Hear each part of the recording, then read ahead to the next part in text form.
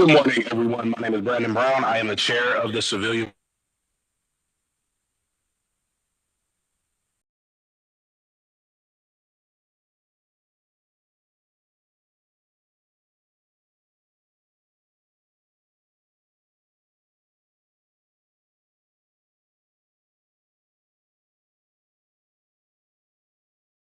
All right. Still feedbacking.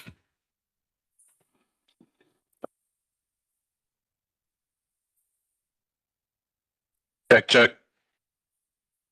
Okay. My name is Brandon Brown. I am the chair of the Civilian Police Review Board. Thank you all for coming today. I'm going to bring this meeting to order at 9:20 a.m.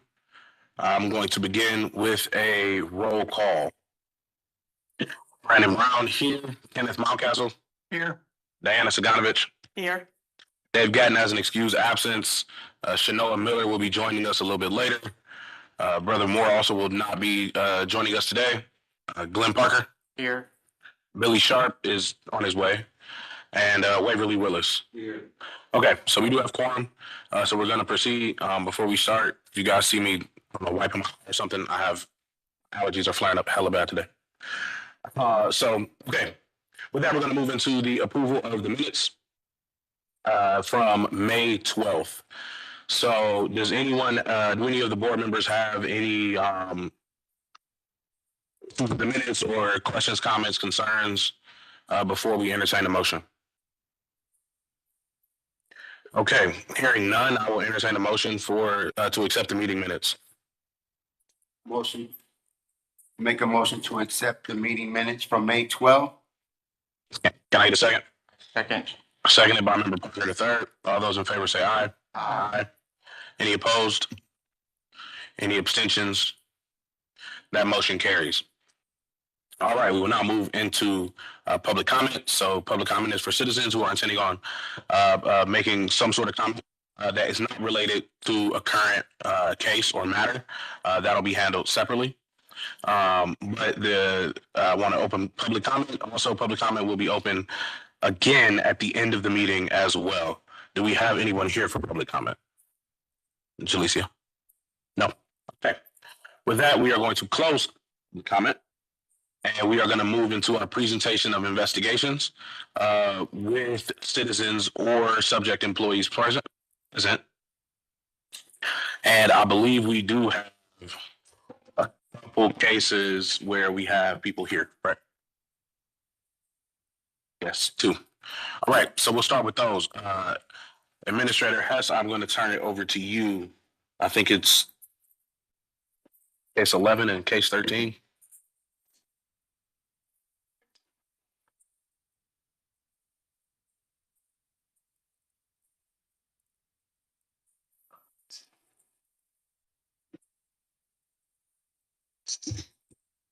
Okay, thank you, Chair Brown. We are going to start with what's case number 13 on your agenda.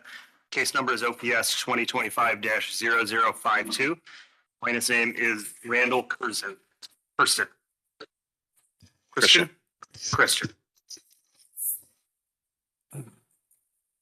2025-0052.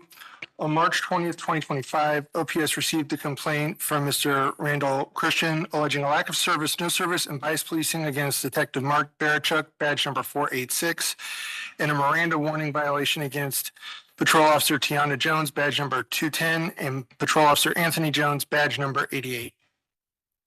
Mr. Christian was arrested on a warrant for violation of a protection order on March 14th, 2025. The arresting officers were PO Tiana Jones and PO Anthony Jones. Detective Barachuk obtained the arrest warrant and asked both PO Tiana Jones and PO Anthony Jones to go pick up Mr. Christian. Mr. Christian alleged Detective Barachuk did not speak with him. Detective Barachuk admitted in an interview with OPS he did not speak with Mr. Christian. Mr. Christian alleged Detective Barachuk had a pre-existing relationship with someone involved with the case. Detective Barachuk said he had no relationship with anyone involved in the case prior to it being assigned to him. Mr. Christian said an attorney told him Detective Barachuk was racist He was asked to provide any evidence he might have and was told the attorney could also provide that evidence. No name of an attorney who made this allegation was ever provided. No additional evidence regarding Detective Barachuk being racist was provided by Mr. Christian. Recently, Mr. Christian said it was brought to his attention that Detective Barachuk worked as a manager at U-Haul. The manager at U-Haul said Detective Barachuk did not work there and knows him as a police officer. For allegation A, lack of service, no service against Detective Mark Barachuk, badge number 486, OPS recommends a finding of sustained as the preponderance of the evidence to include Detective Barachuk's admission he did not speak to Mr. Christian supports a finding that the alleged conduct did occur and Detective Barachuk's actions were inconsistent with CDP Detective Manual number 6.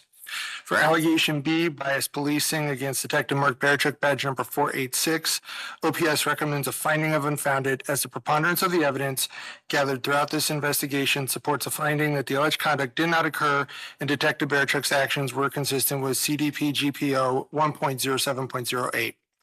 For allegation C, Miranda warning violation against P.O. Tiana Jones, badge number 210, and P.O. Anthony Jones, badge number 88, OPS recommends a finding of exonerated as the preponderance of the evidence to include the arrest warrant and the officer's WCS supports a finding the alleged conduct did occur, but the officer's conduct was consistent with CDP GPO 2.02.03. With that, I can take questions.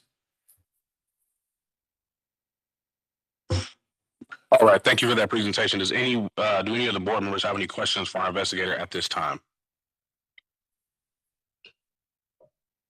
I have one. So on the Miranda warning violation, we have a exonerated recommendation. So basically we're saying he wasn't Mirandized, but that he didn't have to be per GPO. So he was arrested on the warrant and they never questioned him. Mm-hmm. So they just transported him to the jail. Okay. Any other questions at this point? Okay. All right. Mr. Christian, I see you are here. You may step to the podium, please.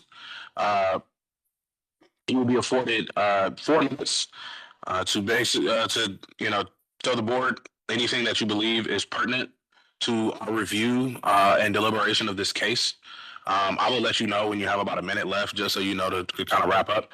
And then we'll go from there. If the board has any questions, we'll ask any follow-up questions of you. And then once we're kind of done with that portion, then we'll ask you to take a seat and we'll finish our deliberations. So before you begin speaking, if you press the red button down there, it'll turn green. Yep. And go ahead whenever you're ready. All right. I spoke with the U-Haul manager, the current manager. This detective was a floating manager for U-Haul, and he would frequent the bar across the street. And that's how I became friends with my ex and her best friend. That's the reason why the best friend contacted this detective to go and arrest me, because they were good friends with each other. I never spoke with this detective whatsoever. I didn't know anything about it. Prior to me being arrested, the individual involved, her and I were together all the time. I was picking, because she had her 4th DUI, I had to drive her to and from work. I would pick her up from the bar every Friday nights, and she would stay with me. And then on January 17th, she was arrested for a probation violation, which shortly after that, I contacted her while she was in jail, seeing if she needed money, because I was advised that the protection order was removed, as she told me, because I was driving her to and from work, picking her up on a regular basis while she was staying with me. So I was unaware that this protection order was still in place. I asked her if she needed money while she was in jail. Again, a guy being a good guy. Detectives are supposed to investigate. He never investigated what was going on. I could have showed him all the emails, text messages, and photos of her and I together just shortly before her incarceration. But again, he never investigated. He never did detective work.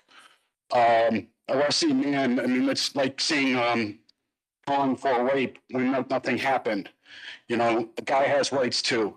And just because a woman makes a claim does not mean it's truthful. And that's where I feel that I was wronged by this detective.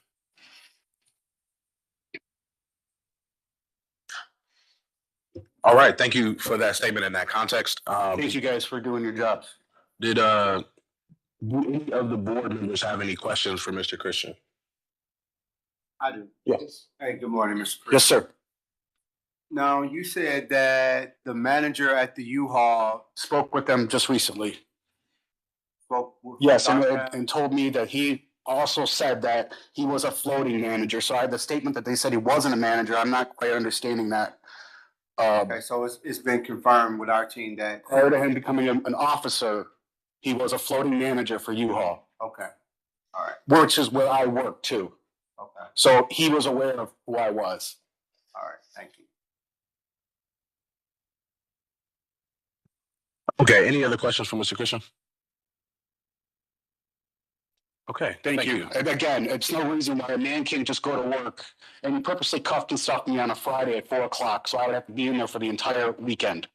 So I did not get out until St. Patty's Day, which we all know what St. Patty's Day is like downtown Cleveland. I'm trying to get on the Rapid. So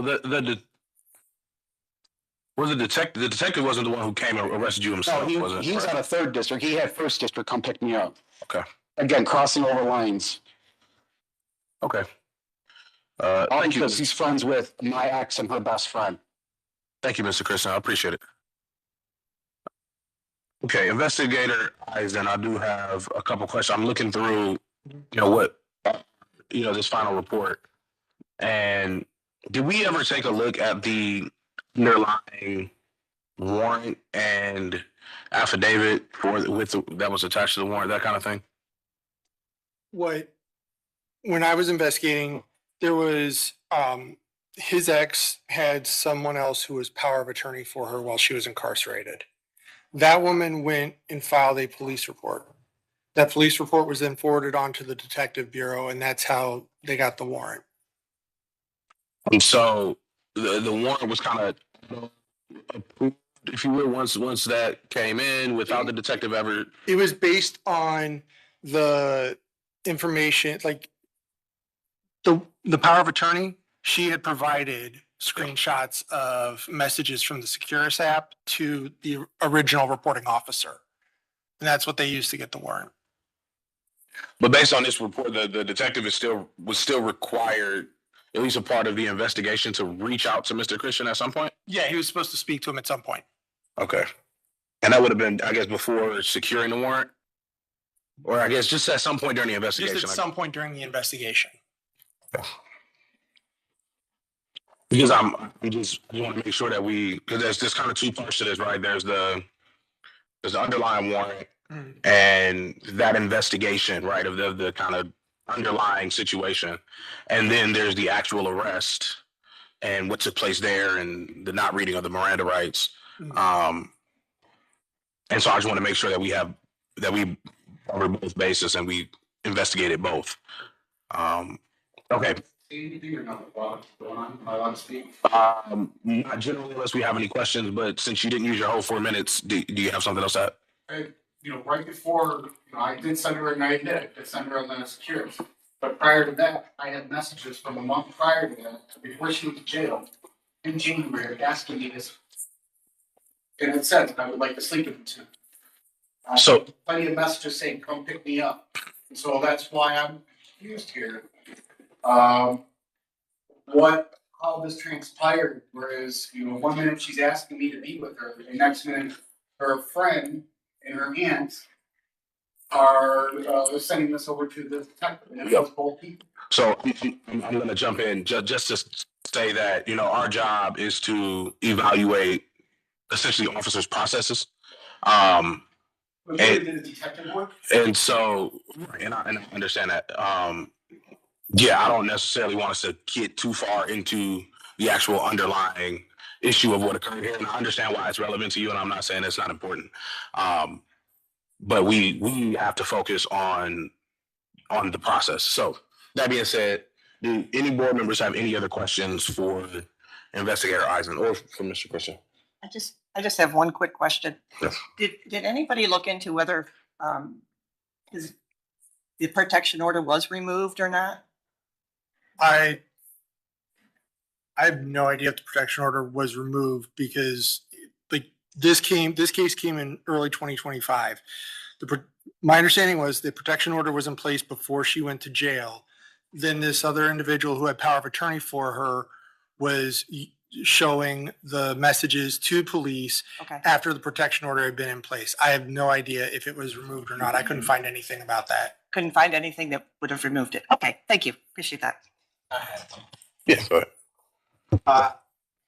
Investigator Eisen, I had another question. Sure. So the origin of why or how Mr. Christian came to get picked up, Mr. Christian said that the detective worked for another precinct, correct? Yes. And he called third precinct to come get Mr. Christian, correct? Yes. Do we know why? He- Because if the young lady wanted Mr. Christian to get picked up, why didn't she do her due diligence? Like, why he in their business is what I'm asking. Why did a different district? Why did he different call? district Why did he officers- call this district to go get Mr. Christian? If she wanted him out of her life, why didn't she call? She was in jail at the time when it Okay. initially, when this whole thing started, when the case initially started. Okay. So the arrest warrant got issued because they had initially gone into the third district to file the report. Mhm. When they picked him up, he was in the first district at work, and they called and Okay. asked other officers to arrest him on the warrant that had been issued. Yeah, I was gonna say I assumed, and this is a bit of an assumption, but I know generally this is how it works, that it was just based on the location of where he was. So if he was located in the first district at the time, the first district is gonna execute the warrant. The officers aren't gonna come from the third district to execute a warrant in the first district. At least that's my understanding of generally how it would work. Right. As far as like who actually got sent out on the call to do the pickup. Thank Did you find any other evidence, or I guess any evidence that this detective already knew Mr. Christian or any of the parties involved here, and that there was any sort of I found nothing. bias in that way? Okay. He also stated that I said that he did not work for U-Haul, which I clearly proved. He called U-Haul weeks ago, and the manager said, yes, it was a floating manager here, which is right across the street from the bar that my ex would hang out at. Okay. So at the time of the interview with Mr. Christian, did you ask for evidence that the detective knew anyone else or any evidence of bias? Okay. Mr. Christian, did you provide anything to our investigator kind of evidencing that relationship? That he would go across the street during his shift, have a drink with Mindy, the owner of that bar. And that's how they became friends. Okay. Her family frequent that bar enough where they knew that. You know everybody in the Kansas Corner area. For bar. Okay, thank you. All right, any other questions, comments, concerns, statements anybody want to make? All right. Anybody want to make some motions? I will make the motions then. Give me a second.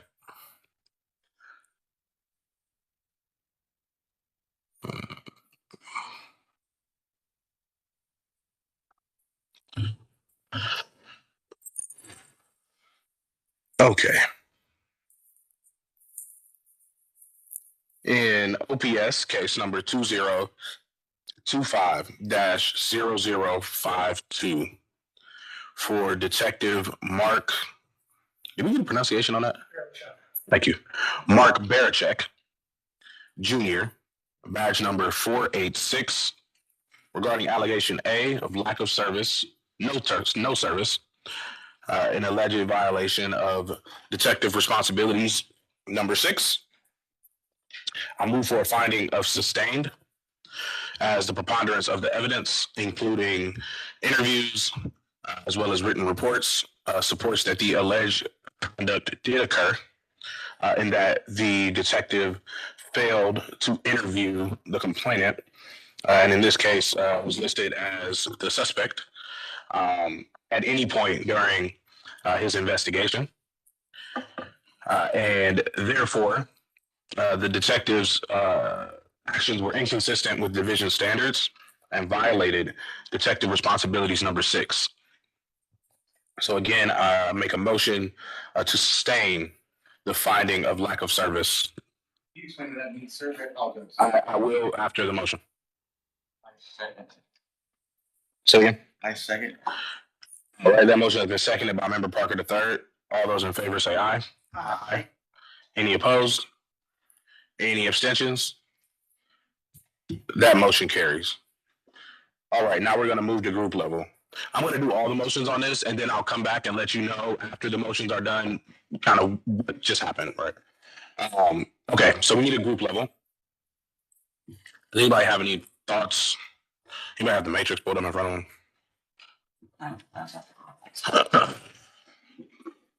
Can you guys laminate it? I'm going to need this after the next meeting. That's the gift. Appreciate it. Guys. Right. Mm. Let me know if anybody finds some specific language before I do. Okay. I feel like I'm leaning toward group level 1. If you want to take a look, I got this pulled up now.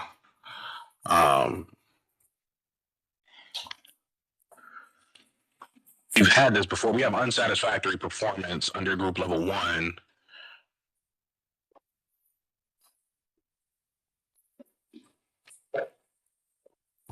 Reports.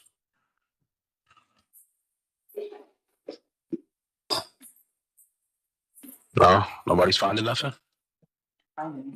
Okay, might just be unsatisfactory performance. I don't know if anybody has any thoughts on that or thoughts on group level, group level 2 or 3. I don't know that I'd say this is group level 3, but okay. Well, I move that this be considered a group level 1 violation for unsatisfactory performance for the officer failing to interview the suspect in this case at any point. All right, that's been seconded by Member Parker III. All those in favor say aye. Aye. Aye. Any opposed? Any abstentions? That motion carries. Okay. Moving forward to the same case 2025-0052. Same officer, Detective Mark Barachek. Mark Barachek Jr., badge number 486. This is for allegation B of bias policing and alleged violation of GPO 1.07.08. I move for a finding of unfounded as a preponderance of the evidence, including interviews as well as written reports, established that the alleged conduct did not occur. That the alleged conduct did not occur. So again, this is a motion for unfounded under allegation B. Can I get a second? Second. Seconded by member Willis. All those in favor say aye. Aye. Aye. Any opposed? We have one opposed. All right, we have one opposed. You don't have to, but do you want to? Okay, one opposed, and that motion still carries. Okay, 2025-0052 allegation. This is and this is for officers Tiana Jones, badge number 210, and Officer Anthony Jones, badge number 88, for allegation C, under a Miranda warning violation and alleged violation of GPO 2.02.03. I move for a finding of exonerated as the preponderance of the evidence, including interviews, WCS footage, and written reports, supports the finding that the alleged conduct did occur and that the officers failed to Mirandize the complainant. However, that is not in violation of GPO 2.02.03. So my motion again is for exonerated for allegation C. I second. Seconded by member Parker the third. All those in favor say aye. Aye. Any opposed? Any abstentions? That motion carries. Okay, let the record reflect that member Billy Sharp has arrived and is now here. All right, Mr. Christian, I told you I'll give you a little bit of explanation after what just occurred. Okay. So there were 3 allegations here. One was for lack of service, for the officer not properly investigating the entirety of the complaint that came in. And so that allegation was sustained. Sustained means that guilty, if you will, right? Yeah, and so basically we determined that he didn't do what he was supposed to do. And so there will be discipline handed down for that. The specific discipline is determined by the chief, either the chief or the public safety director, upon which we will review. And we made the recommendation of a group level 1 for that. So that was for the first allegation. The second group level 1 is the first violation. It is punishable by up to 5 days suspension, I believe. Yeah. So that's suspension is without pay, right? Right. Suspension is without pay. Allegation B was for bias policing. That one we found to be unfounded. That there just wasn't enough evidence here for us to say that there was a bias policing. When it comes to bias policing, it's kind of twofold. One, we have to show that there's some sort of bias here, right? That there's maybe some sort of relationship in this particular case. And not only that, we have to specifically show that that bias was used in carrying out some sort of official function, right? That an officer. He did work at U-Haul. The same place I worked at. Right. Even so, even considering the evidence that was put in front of us, we still determined that it was not enough to show that there was bias policing here. So, and then under allegation C, this was the failed Miranda warning. That was exonerated, which means that the allegations that were put forth, which is that you weren't Mirandized, that happened, right? They did not Mirandize you. So we're not saying that you were. We're saying that you weren't, but it's actually not a violation of a general police order to not Mirandize. So the way that generally with Miranda warnings, if they're not given, the remedy for that is that any statements that are made while you're not Mirandized basically can't be used against you in court.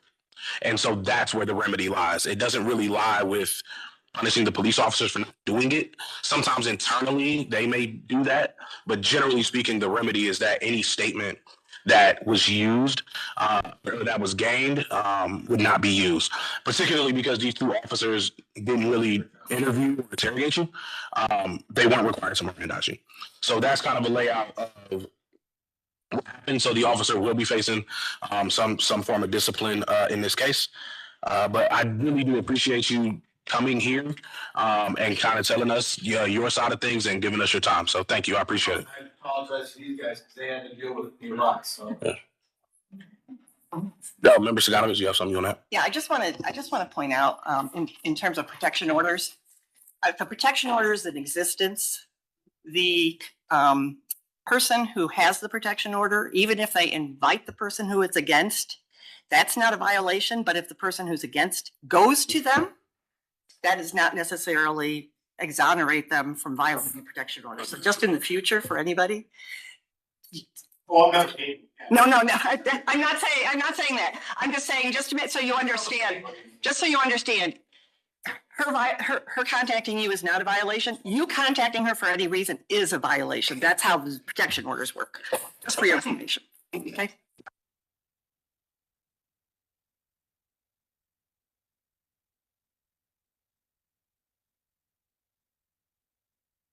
Well, our next case, we do have another complainant here. So we'll move on to that case, Mike. Yeah, so Chair, we're going to go back to case number 11 on the agenda. It's OPS 25-0007. Complainant's name is Latoria Anthony. That's going to be presented by our general manager, Jess Watson. Good morning. Hey. Okay, this is PS 2025-0007. The complainant is Latoria Anthony. The Members are Detective Michael Legg, badge 2198, and Detective Charles Schultz, badge 508. The allegations are lack of service, insufficient service, and unprofessional behavior or conduct. On September 12th, 2024, Ms. Latoya Anthony's son, Philip Wingfield Jr., was involved in a murder-suicide with his children's mother, Yarisha Ortiz, while Miss Ortiz and family were moving out of Mr. Wingfield's home. The homicide detectives assigned to the case were Detective Michael Legg, badge 2198, and Detective Charles Schultz, badge 508. Ms. Anthony alleges that she did not receive sufficient service in regard to their investigation of the events leading up to the incident on September 12, 2024, as she believes that the Ortiz family went to the home to kill her son. She also alleges that they were unprofessional in their behavior towards her and her family. Detective Legg, badge 2198, did not respond to the initial scene, but did investigate the case. The case is closed. They interviewed everyone relevant to the investigation. There were no arrests made as the suspect is deceased. They consulted with head prosecutor who offered to call Miss Anthony and explain why no charges would be brought against the Ortiz family. Detective Legg admits that he may not have called Miss Anthony back every time she called and stated, "We go out of our way to accommodate, to cater to victims and suspect families, but we don't jump through hoops." Detective Legg believes Mr. Wingfield was given due diligence even though he was deceased. Miss Anthony provided cell phone video to Detective Schultz where she was talking to the Ortiz family. That video was documented, reviewed, and given to the prosecutor. Miss Anthony called the detectives distraught, and they normally don't bring in the suspect's family. Miss Anthony's sister was claiming her nephew Philip shot them in self-defense through secondhand knowledge. The detectives interviewed Miss Anthony's sons who were present during the incident, and the sons did not corroborate that version of events. Detective Legg and Detective Schultz abided by the guidelines laid out in CDP Detective Unit Manual, which discusses detective responsibilities, as well as Manual of Rules, which discuss officer duties. OPS recommends a finding of exonerated for allegation A, lack of service, insufficient service against Detective Michael Legg and Detective Charles Schultz, as the preponderance of the evidence gathered throughout the investigation to include WCS, 911 calls, interviews, and police reports supports the finding that the alleged conduct did occur, but the officer's actions were consistent with Manual Rules 4.01 and 4.18. OPS recommends a finding of unfounded for allegation B, unprofessional behavior and conduct against Detective Michael Legg and Detective Charles Schultz, as the preponderance of the evidence gathered throughout the investigation supports the finding that the alleged conduct did not occur and the officer's actions were consistent with Manual Rules 5.08 and 5.09. I'll take questions. All right. Thank you. Thank you for that review of the report. Do any of the board members have any questions for GM Watson? Okay. Hearing none. Miss Anthony, you may step to the podium. You've already kind of heard my spiel with Mr. Christian earlier. It's the same rules. We'll get 4 minutes to really explain to us anything that you would like for us to consider as part of our deliberation process. I'll let you know when you have about a minute left, and then I will stop you at the 4-minute mark. So with that, go ahead whenever you're ready. I understand everything that you're saying. But we did exactly what Detective Legg told us to do. Her mother, at the time of the scene, when my sons was on their way to us to the hospital, the only conversation she could have with me was, while her daughter was laying there, was, "Philip left $3,000 in the house. Your boys can have it if they find it." This woman spoke to me and told me that the people that were going, the cars they were going in, and where they were coming from. She even told me that her daughter told her what she was going to do. She did not stop her daughter. We had got correspondence from someone that was contacted about receiving guns to go over there to my son's house. And the crazy part is the house was in her mother's name. So it wasn't my son's house. They were living there together with their children. We were there because we all lived in the same landlord complex, and they all gave the whole complex 30 days to move.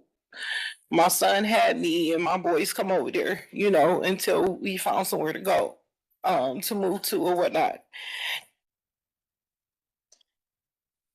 When I called the detective and talked to him and asked him about the prosecutor never called me. I had to keep calling. I apologize, but respectfully, it was not true. Okay? We were mocked. We were told that they can't believe that we were down there trying to exonerate my son. I asked the detectives, 5 people going over, you telling me that does not seem like an ambush? Detective Schultz smirked and looked at me and said, yeah, it's an ambush, but it's not a but. We gave them, I sent you everything, you know, showing that she told the 2 days before everything happened, she called my son about like 2-something in the morning over to wherever she was at, and they tried to kill him. She set him up. That was the first time. And we didn't find none of this out until after everything happened on his Instagram. And she told my son, you are not safe. You are a dead man walking. Watch your back.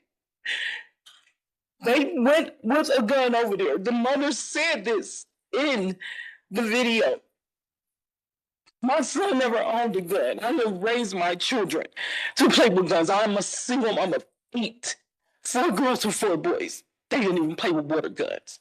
But I made my children understand. You understand the importance of you don't do that. He went and purchased it. I'm not saying that was right. But what would you do if someone tried this? Her mother knew everything that was going on. They had the house watched. It's not okay. I would have been burying 3 sons. He told them, y'all take whatever y'all want, I don't care. They tried to go upstairs to where his other little 2 brothers was at. They dropped the gun. That they came. And they tried to make it seem like my son was John Wick coming out the house with 2 guns. Yes, he did, but what would you do?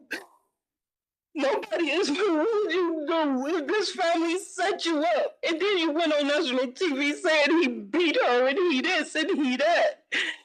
It's not okay for the detectives to mock something and go off with one family. They didn't even investigate. They didn't ask them. They didn't nothing. They just took whatever they said and ran with it. And it's not okay. It's not okay. If you knew what your child was going to leave out the house to do, and they say, Mom, I'm about to go over here, it's going to be a do or die situation, you're not going to let your child walk out the house and go do just that and then go on national TV and play victim. Both of our children are gone. You know, we got to raise my grandsons without their parents when you could have stopped. This was nothing that was new. It was plotted and schemed. She gave custody of her sons, told her mother to go file custody. Y'all can go look at it.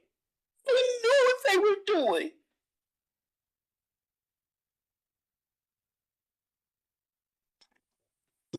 Thank you for that statement. And also start by saying I'm very sorry for your loss. And I know that this has been, I can't even imagine an unimaginable loss and difficult time that you have been dealing with. So I appreciate you taking the time to come up here and speak with us.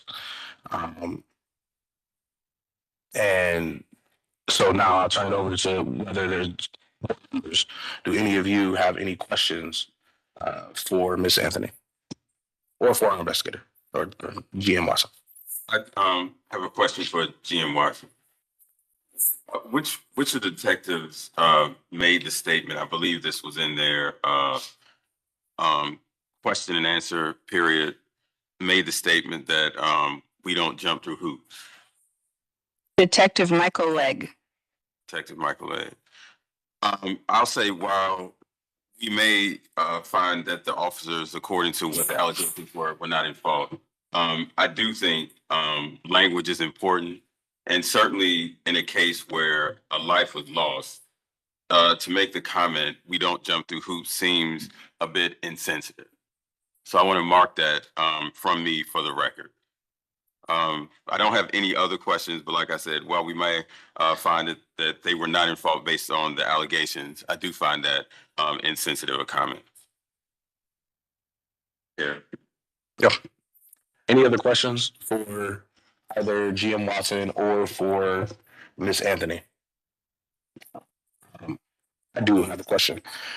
So Miss Anthony mentioned several avenues upon which she obtained additional information about the incident, whether that be Instagram or speaking with other family members who had other information about the details surrounding what happened. GM Watson, as far as what you saw, did the detectives also review that same information? I believe so, yes. They did 1, 2, 3, 4. I believe they did 5 interviews, if I'm not mistaken. And they were provided the video. I was also provided the video that they were provided. And they provided all that information to the prosecutor. Okay. Miss Anthony, the reason why I asked that question and generally ask these process type questions is because, as I told Mr. Christian, our job is to evaluate the process of the detectives in general, and ensure that if there's somebody that they didn't talk to that they were supposed to talk to, or something they didn't look at that they were supposed to look at, that's generally where historically as a board, we have made our determinations when it comes to a detective reviewing a case. One thing that we don't do generally is kind of step into the detective discretion as far as how they evaluate that information. And that's generally because detectives have whatever training that they have and they deal with things. And I understand that there can obviously be a difference of opinion and of review. But we have found as a board that it can be dangerous for us to step into that role unless there's something so egregious that they missed. Right. And so that's why most of my questions are geared towards process. Did the detective look at something specific? Was there somebody that the detective was supposed to talk to that they didn't talk to? That's why I asked that question. Say it again. Yes, sure.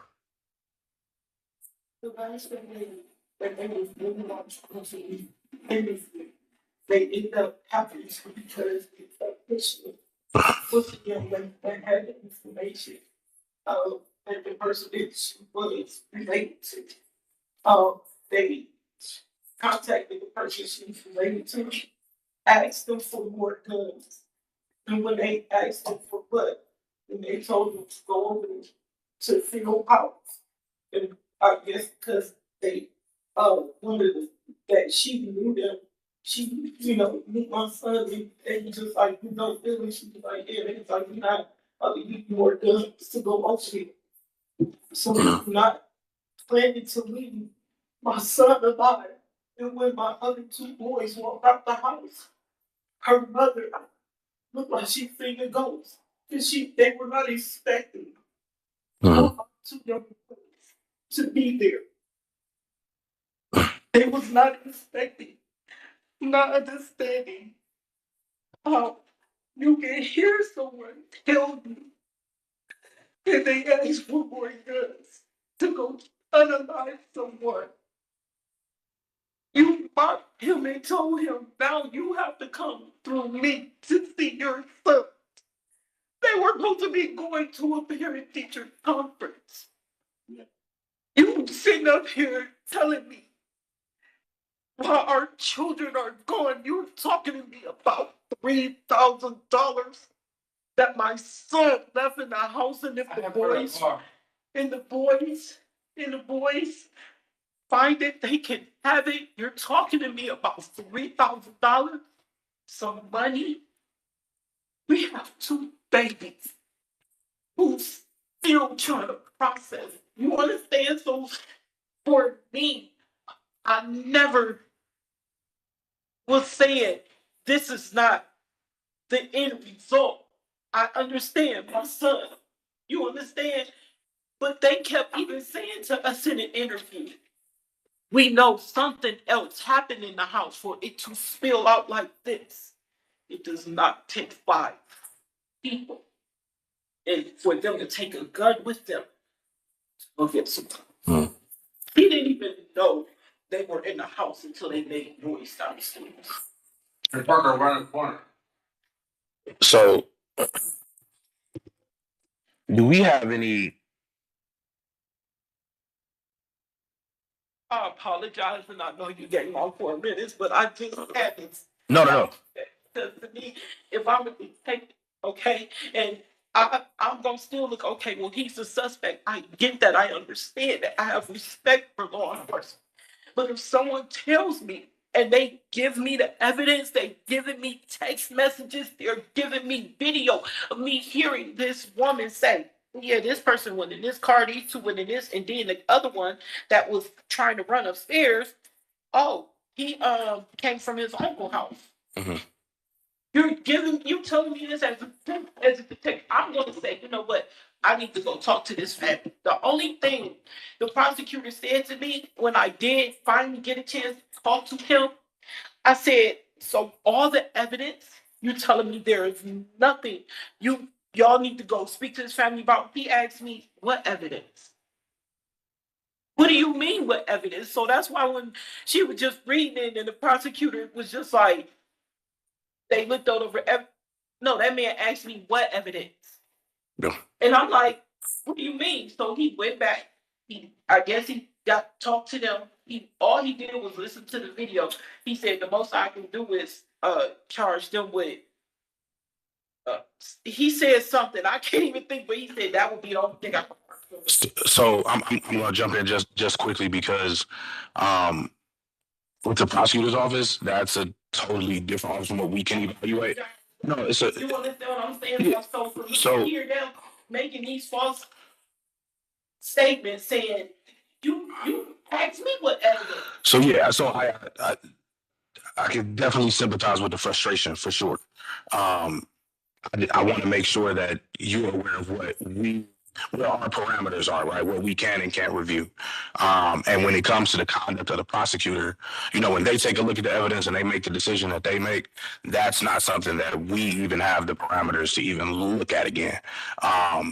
And so with us, we are charged squarely with reviewing the conduct of the officers involved.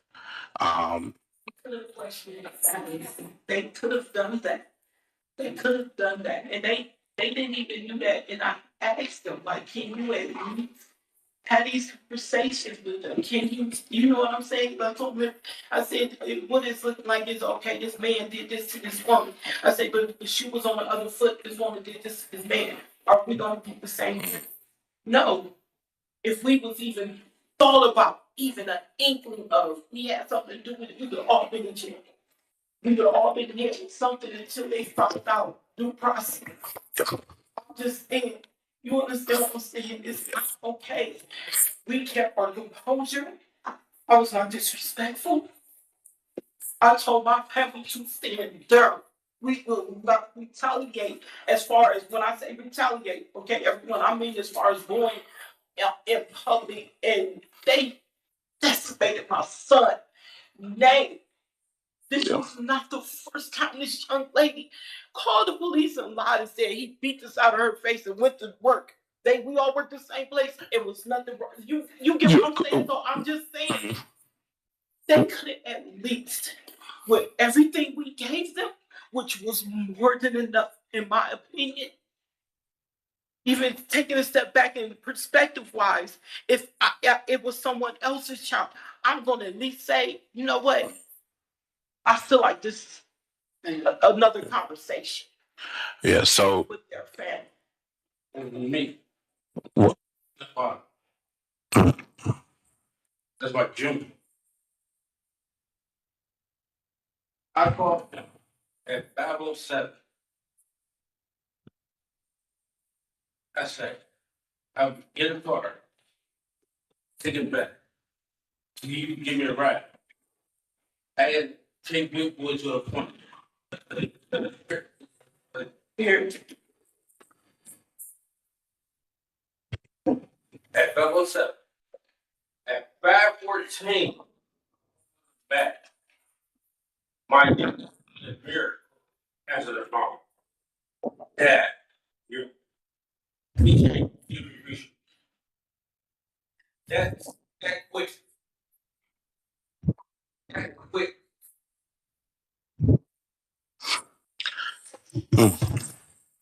yeah, I mean, again, Told me I could go get the boys from I have to jump in just because I know, but and again, I think I can speak for the entire board when we are so sorry for your loss, and that I understand that it's extremely difficult, especially in the way that this all happened, and then the follow up, and seems like there was media coverage, and I can't even imagine how difficult that can be, especially for your child to be painted in that way. I will ask the board if there are any other questions that the board has for either the complainants or for our general manager. If not, we will move toward deliberations because we have to continue. That's okay. Any questions? Okay. Yes. Member Willis.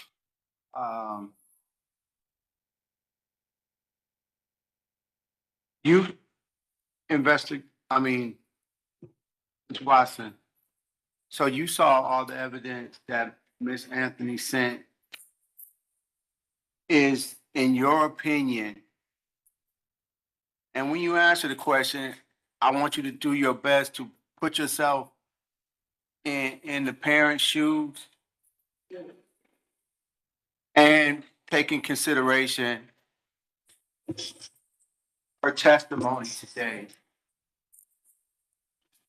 Did law enforcement do their due diligence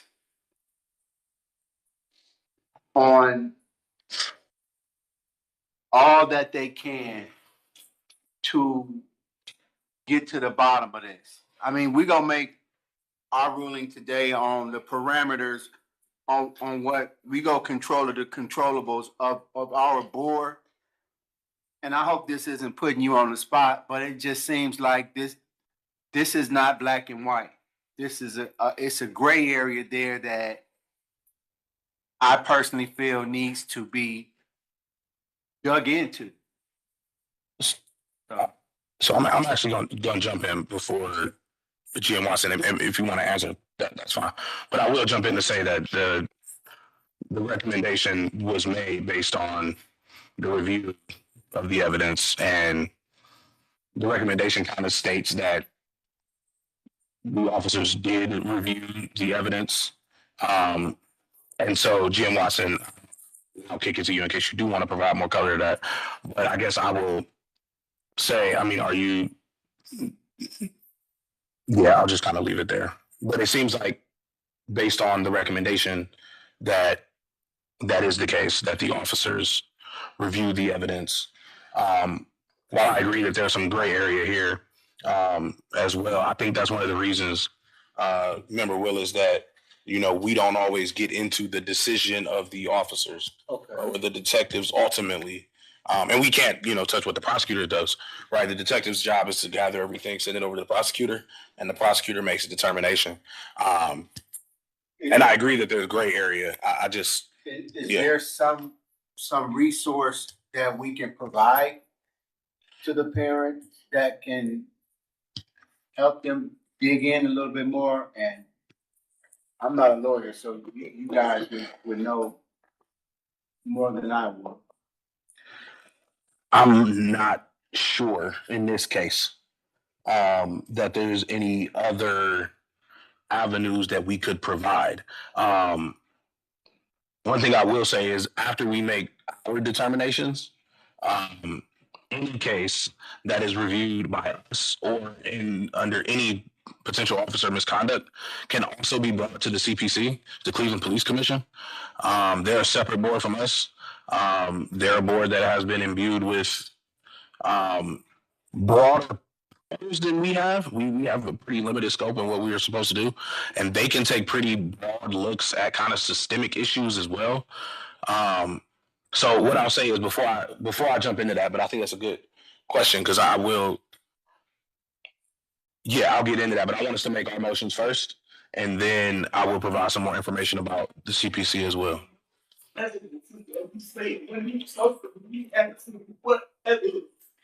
So,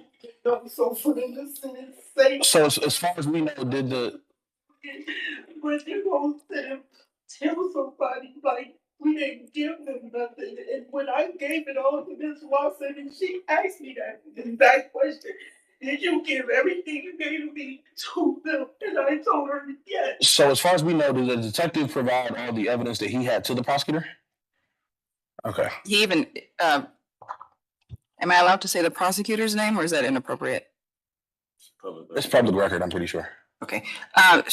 Detective Legg said they consulted with head prosecutor John Costco, who offered to call Miss Anthony and explain why no charges would be brought against the family. Okay. And that's not what he said. He said, what you expect me to do. So there's maybe an issue with. Didn't say none of that until after I asked him about the evidence and he said, what evidence? And then he said, let me call you back. After I called, the number that I was given, I called, and that's how he reached back out to me. And it looked like it was from like his cell phone, because you can hear him driving. And that's when he tried to ask me, what evidence? And I said, the evidence that I gave him, he said, I wasn't given none. Let me call you back. That's when he called me back. And said something about the one keeping charges with is pretty much like something, and you know what I'm saying? But he was like, what about it? And I was like, well, that wasn't it. It was the letting him know that it was the text messages that they was asking for the guns, that they knew this was not her first time trying to kill my son. It shows all of that. It's not like this was something it was verbatim. It was, you understand what I'm saying? So, yes. So it seems to me like there was a determination made by the prosecutor after looking at whatever the detective handed over to them. And based on what we have seen in front of us, it seems as though the detective turned over detectives turned over what they had to the prosecutor, and then the prosecutor made the determinations that they made. Now, that being said, board, again, does anybody have any other questions, or are we ready to move to deliberation / motions? Okay. Would anybody like to make some motions? I'll do it. Okay. But I would first like to say something to the family. I know that what we have a scope to do will not answer all your questions. But by law, we can only do so much, and we have no control over the prosecutor. Okay. So that said, in case number 2025007, as to detectives Michael Legg, badge number 2198, and Detective Charles Schultz, badge number 508, regarding the allegation of lack of service, insufficient service, I'm making a motion that they be exonerated as the preponderance of the evidence, including interviews, WCS footage, written reports, the conduct did occur, but that they were in compliance with their manual rule 4.01 and 4.18. Therefore, I make a motion that they be exonerated. All right. A motion on the floor for exonerated. Can I get a second? In that they did take in the information and did turn it over to the prosecutor. We have a motion on the floor for exonerated. Can I get a second? I second. Seconded by Member Parker III. All those in favor say aye. Aye. Aye. Any opposed? Opposed. You can provide explanation if you want. You don't have to, but give you the opportunity. Because in the motion, she said that it was handed over to the prosecutor and Miss Anthony, and I believe it said the prosecutor said whatever.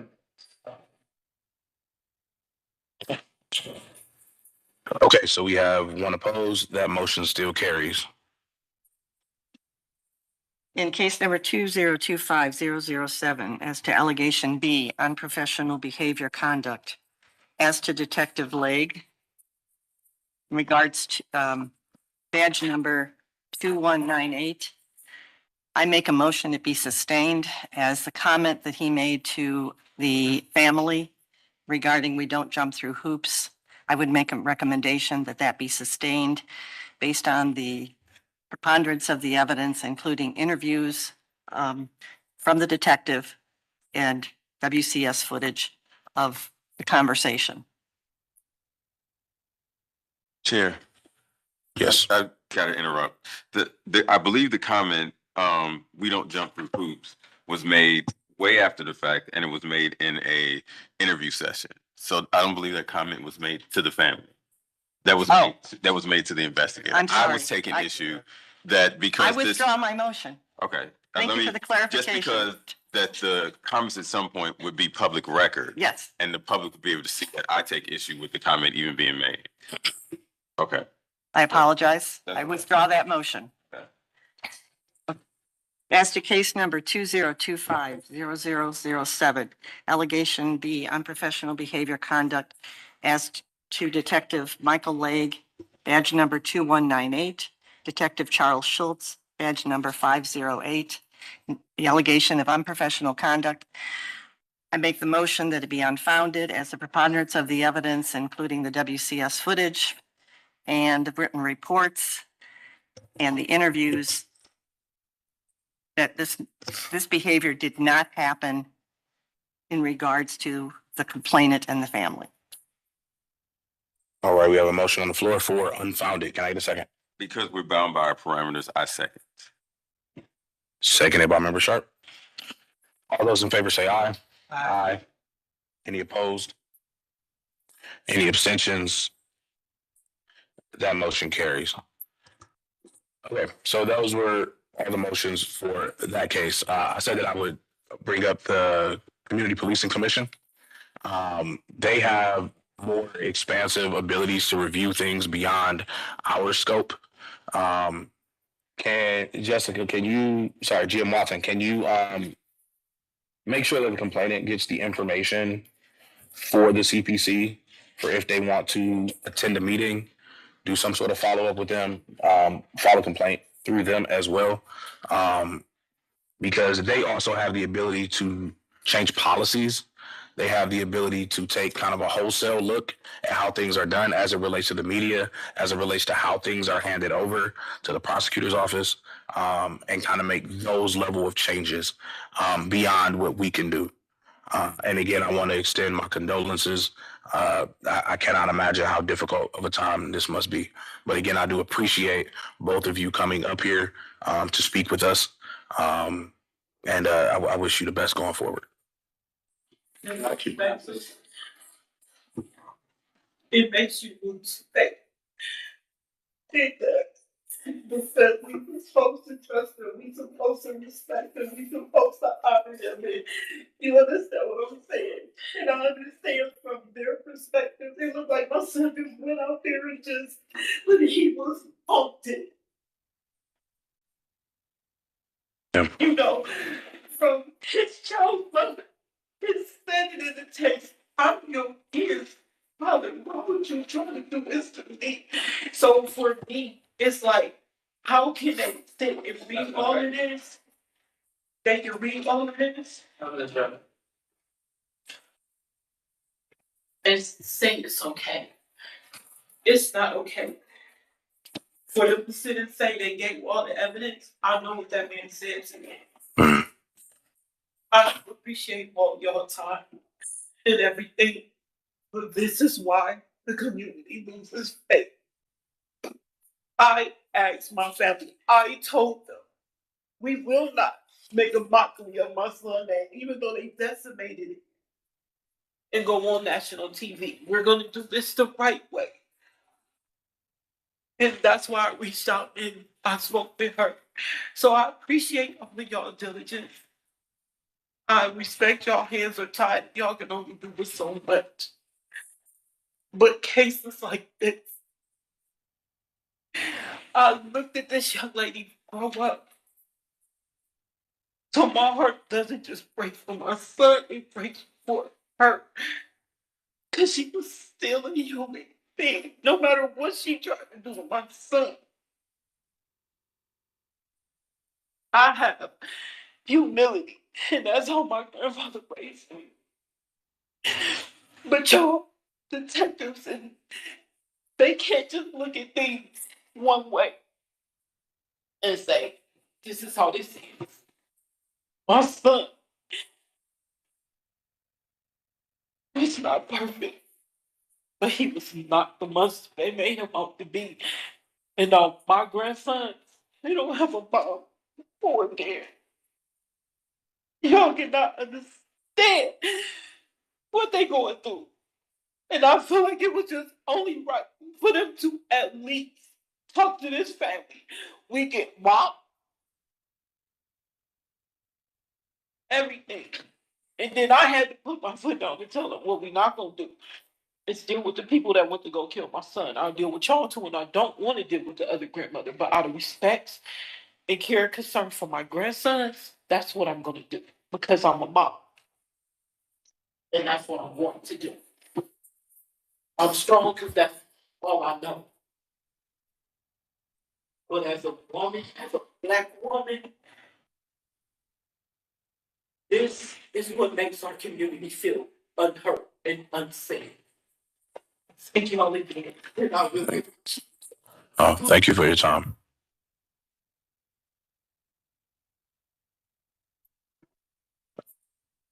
Okay. Before we proceed, we don't have any other complainants here, do we? Okay. Um, let's take 5 minutes. If you guys need to use the restroom, reset, take a breath, right? Decompress a little bit. We'll do that. So let's come back at let's make it 7 minutes. Let's come back at 10:35. All right, thanks, guys.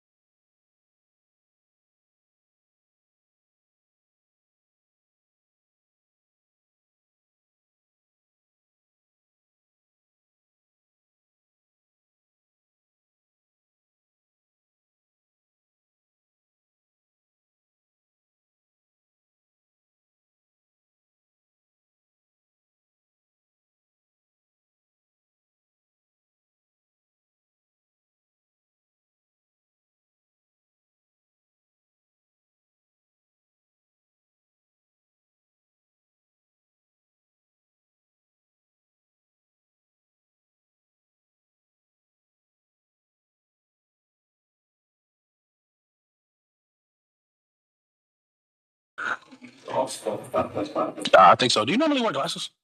Yeah. Okay. When you get a chance, Jaleesa, when you get a chance. Ready when you, thank you.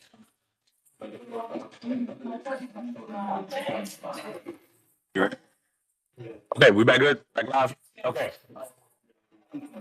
All right, team, we're gonna keep moving forward with our agenda. So now we're going to turn to or turn back to our, what are we going with first? Is that table cases? Chair.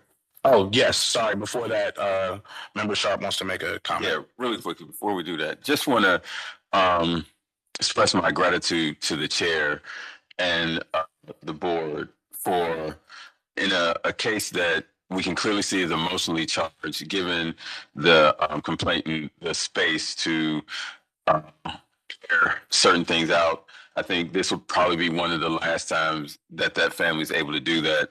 So also commending the board on following what's in front of us, which is the parameters that we have to go by to oversee and adjudicate cases against officers. I think we did that pretty well. Just want to make that statement before we get started. Thank you. I appreciate that. Okay. So we will now move on to our tabled case. And this is from last month. So we'll move forward with that. Yeah, this is case number OPS 24-0134. Complainant's name is Alexis Prettyman, and this will be presented by Investigator Eisen. OPS 2024-0134. On June 11th, 2024, the complainant, Ms. Alexis Prettyman, alleged unprofessional conduct behavior against Detective Bobby Sumlin, badge number 2153, saying he yelled at her for failing to pick up after her dog when the dog defecated on private property. She alleged biased policing against Detective Sumlin, saying he followed her home and sending her a court summons for the dog and for multiple traffic citations. Detective Sumlin checked Ms. Prettyman's license plate and had already documented her name and address. During his interview to address the allegation of a third interaction, Detective Sumlin confirmed he was working secondary employment, that she asked for his supervisor at the school and said the whole thing was false. For allegation A, biased policing against Detective Bobby Sumlin, badge number 2153, OPS recommends a finding of exonerated as a preponderance of the evidence to include the officer's WCS, supports finding that the alleged conduct did occur but was consistent with CDPGPO 1.07.08. For allegation B, improper procedure, improper citation against Detective Bobby Sumlin, badge number 2153, OPS recommends a finding of sustained as the preponderance of the evidence to include the court summons, supports a finding that the alleged conduct did occur and was inconsistent with Ohio Revised Code 2935.26 and CDPGPO's 3.4.06, 3.4.14, and 8.2.03. For allegation C, unprofessional conduct behavior against Detective Bobby Sumlin, 2153, OPS recommends a finding of exonerated as the preponderance of the evidence to include the officer's WCS, supports finding that the alleged conduct occurred but was consistent with CDP Manual Rules 5.01, 5.08, and 5.09, as well as CDP GPO 1.01.03. With that, I can take questions. All right, thank you for that presentation. We specifically tabled this because there was, if I'm remembering correctly, there were multiple interactions between, allegedly multiple interactions between the officer and the complainant, and we wanted to make sure that we reviewed all of those potential interactions, right? So there was one initially when she was walking the dog, and then there was another that allegedly occurred at the school, right? When was it that she allegedly came up to the school? She allegedly came back to the school. Right. Okay. So did we look at that and did we? So that was the third interaction that we talked about. And he said, his statement to me was the whole thing is false, that they had a bat, he had warned her the first time. It happened again, I think. And then this third time, she had come to the school and asked for his supervisor. But he said too, with the secondary employment question, was he was working secondary employment that day, but he's always an officer. So he was working both jobs in his mind. Because that was a question you guys had last time too, the board had. Okay, so did he actually have some sort of face-to-face confrontation with the complainant at the school as like a third interaction? Was there actually a face-to-face third interaction? He says there wasn't, and I couldn't find any evidence of a third interaction. Okay. All right, and the improper citation under allegation B is from him having it be having her sent a summons as opposed to actually physically giving her the ticket. Yeah. Right? When he could have just given her the ticket. And you're only supposed to do that under like very limited circumstances. Okay, does anyone else have any other questions for our investigator? All right, would anyone like to make any motions? Okay, I'll make the motions. All right, in OPS case 2024-0134 for Detective Bobby Sumlin, badge number 2153, and regarding allegation A of bias policing, allegedly in violation of GPO 1.07.08. I move for a finding of exonerated as the preponderance of the evidence, including interviews and written reports, supports that the alleged conduct did occur, specifically that the conduct of the officer confronting the complainant, as well as issuing a citation related to her dog, and I think littering. That all did occur. However, that conduct was carried out in alignment with the standards outlined in our GPOs and manual rules, and did not rise in any way to a level of bias policing. There was no evidence of any bias in any way, and so my motion is for exonerated. Can I get a second? Second. Seconded by Member Willis. All those in favor say aye. Aye. Any opposed? Any abstentions? That motion carries. All right, same case, 2024-0134 for Detective Bobby Sumlin, badge number 2153, regarding allegation B of improper procedure for a citation. I move for a finding of sustained as the preponderance of the evidence, including interviews and written reports, supports that the alleged conduct did occur and was inconsistent with the division standards, specifically in violation of CCO section 2935.26, GPOs 3.04.06, 3.04.14, and 8.02.03. Specifically, the conduct in violation is that the officer sent a summons, sent the ticket via summons, as opposed to personally serving the ticket upon the complainant at the time of the incident, which should only have occurred under very limited circumstances, and we determined that none of those circumstances were met here. So again, my motion is for sustained. Second. Seconded by Member Willis. Those in favor say aye. Aye. Aye. Any opposed? Any abstentions? That motion carries. All right, we need a group level recommendation.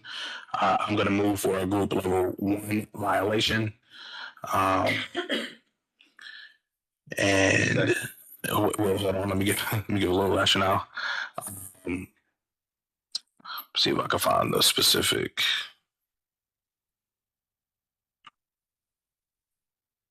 I mean, there's unsatisfactory performance. I'm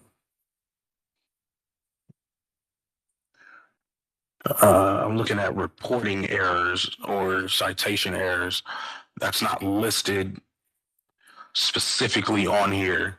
Well, it's failure to submit a timeline. Yeah, failure to submit a timely, but it's not necessarily that. But it does relate to reporting and ticketing. So we'll go with group level one, unsatisfactory performance, error reporting, other similar conduct. So yeah, so again, my motion is for this to be considered a group level one violation. Second. All right, seconded by member Sharp. All those in favor say aye. Aye. Aye. Any opposed? Any abstentions? That motion carries. All right, 2024-0134. Again, for Detective Bobby Sumlin, badge number 2153, under regarding allegation C, unprofessional behavior, unprofessional conduct. I move for a finding of unfounded as the preponderance of the evidence, including interviews and written documentation, establishes that the alleged conduct did not occur. Second. Seconded by member Willis. All those in favor say aye. Aye. Any opposed? Any abstentions? That motion carries. All right, and that's it for that case. So now we can move into our case. We have a case update. Yeah, so Senior Investigator Boker has an update regarding case number 24-0001. Complainant's name is Shanae McCoy Gibbons. This particular case, two officers, as indicated in the agenda, have a variety of sustained findings. The matter was referred to the chief's office for disciplinary hearing. The two officers, before a hearing could be scheduled, both resigned. So they are no longer subject to discipline. They've Officer David Smith, badge number 2376, resigned on April 2nd, 2026. And Sergeant Marcus Jones, badge number 9284, resigned April 21st, 2026. OPS was advised of their separation. I believe they may have retired, if I'm not mistaken. So there will not be a disciplinary hearing on either officer because they are no longer in the employ of CDP. Okay. Is there any, thanks for the update. Is there anything that we need to do? I mean, I don't think so, right? And once, it's my understanding, once an officer resigns, when there's pending discipline, they cannot come back Right. to the CDP under employment. So, okay, so did I hear you say that they might have retired? I thought I saw it somewhere where they had retired. This says they separated. I Okay, think both of them had years of experience on the job, so it makes sense that they just retired. okay. If they did retire, that's interesting to me because I'm not intimately familiar with how this works, but I do know that based on like where they are rank wise and things like that when they retire, it changes what their pension and things like that look like. And so I don't know if we necessarily need to get deep in the weeds with it today because we don't really know if they retired or not.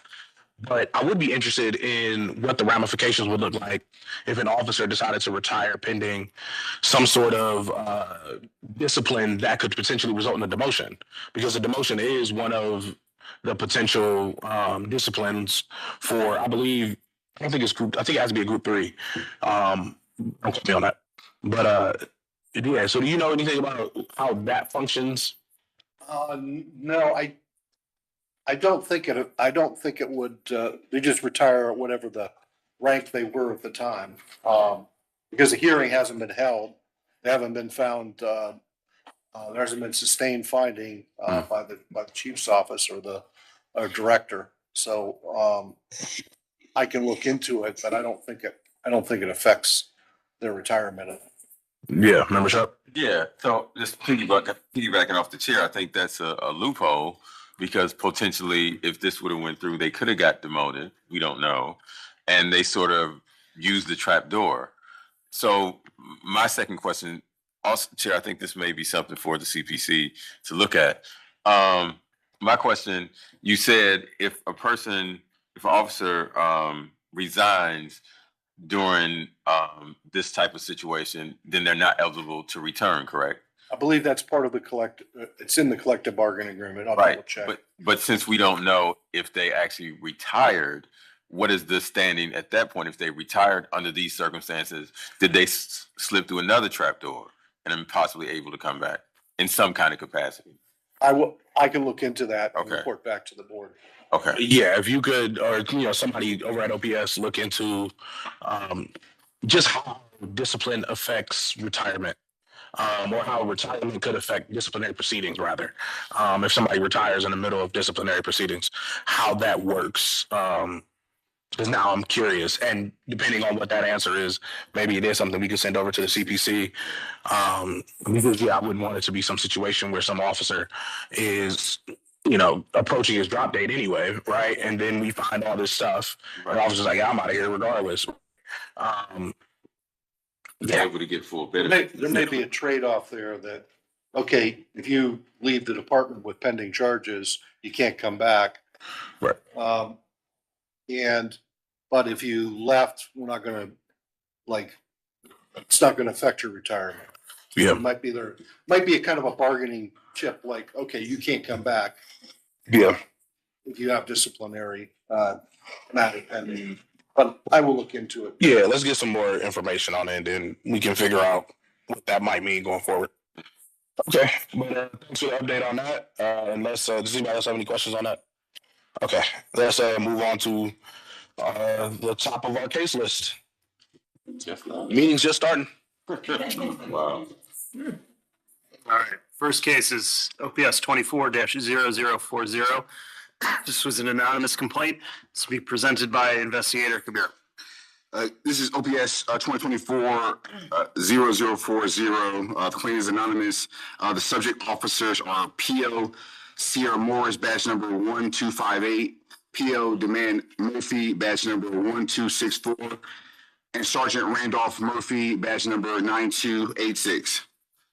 On 02/28/2024, the Office of Professional Standards received a complaint from an anonymous complaint alleging improper procedure against Sergeant Randolph Murphy and unprofessional behavior conduct against an unknown female officer. The anonymous alleged the female officer told the bartender to move the F out of the way. OPS identified 2 female officers that responded to the scene, and those were PO Murphy and PO Morris. PO Murphy, along with approximately 15 to 20 officers, arrived at the location of 15901 St. Clair Avenue to conduct a liquor inspection as a large event party was taking place. The officer in charge, Sergeant Randolph Murphy, shut down the party to perform the inspection. It was identified that the certificate of occupancy did not authorize alcohol to be served on the premises. P.O. Murphy, along with several other officers, confiscated large amounts of liquor, beer, and removed items from the facility. P.O. Murphy then stood by until being cleared to leave. WCS did not show her making any unprofessional comments as alleged. WCS was similar for P.O. Murphy and P.O. Morris. P.O. Morris had not physically confiscated any liquor. She stood by and assisted when needed. She acted primarily as a cover officer. WCS did not show her making any unprofessional comments as alleged. The preponderance of evidence to include WCS identified that P.O. Demand Murphy and P.O. Sierra Morris were the only female officers who responded to the scene. WCS did not corroborate the complainant's statements, as both female responding officers' behavior and conduct aligned with CDP Manual 5.08 and 5.09. They conduct themselves in a manner that would command respect of the public. Based on the investigation of the citizen's complaint, the Office of Professional Standards recommends allegation A, unprofessional behavior conduct against P.O. Morris and P.O. Murphy, be unfounded, as preponderance of evidence to include WCS supports the finding that the alleged conduct did not occur. Based on the investigation, the Citizens Complaint Officer of Professional Standards recommends allegation B, improper procedure against Sergeant Randolph Murphy, be administratively dismissed as OPS had already investigated the allegation in OPS 2024-0070 on 08/12/25. The CPRB had determined the finding of exonerated. This completes the investigation pending any questions. Okay, thank you for that presentation. First, I'll ask this. I mean, for under allegation B, I know it's listed here, but this has been administratively dismissed. Are you guys asking for us to kind of affirm that and do that again? Initially, this case was going to be combined into one total case. So we had a complainant who had made similar accusations in another case. This case was, they added this officer initially on there.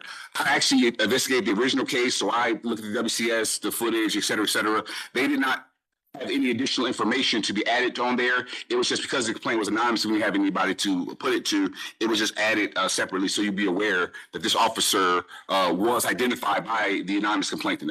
That was all. Yeah, I think I remember this case. And is this the case where we had a complainant come in, right? So, okay. Now, obviously, this complainant is anonymous. We received this back in a couple of days after the incident. So back in February of 24. So did we not know that this was related to the other case? So we knew, me and at the time, Investigator Szymanski were working the case in concert. Okay. The only issue is that some of the accusations that were brought up in my complaint were not handled in his complaint. So, for example, in my complaint, the complainant it was the owner of the establishment. Right.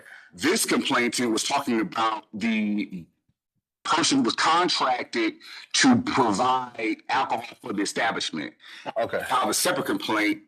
And so we were going to add them together. The only issue initially, we were still working out some of the logistics because some of his complaints kind of didn't overlap. Okay, so these seemingly came from two separate complainants. Okay. Same issue. About the same issue. And so generally speaking, if that's the case, we handle them separately? We combine them together. We combine them together. But this is at the time we were essentially creating the process. So this is my first combining cases, so we were seriously. So something like this occurred now, right? Let's say there's another party, right? And something happens, officers come in and multiple different people claim they have a complaint against these officers. They come down to our office separately, right? Yes. Let's say they come on separate days, right? But it's about the same thing. We combine them into one OPS case number. Correct. Okay. All right.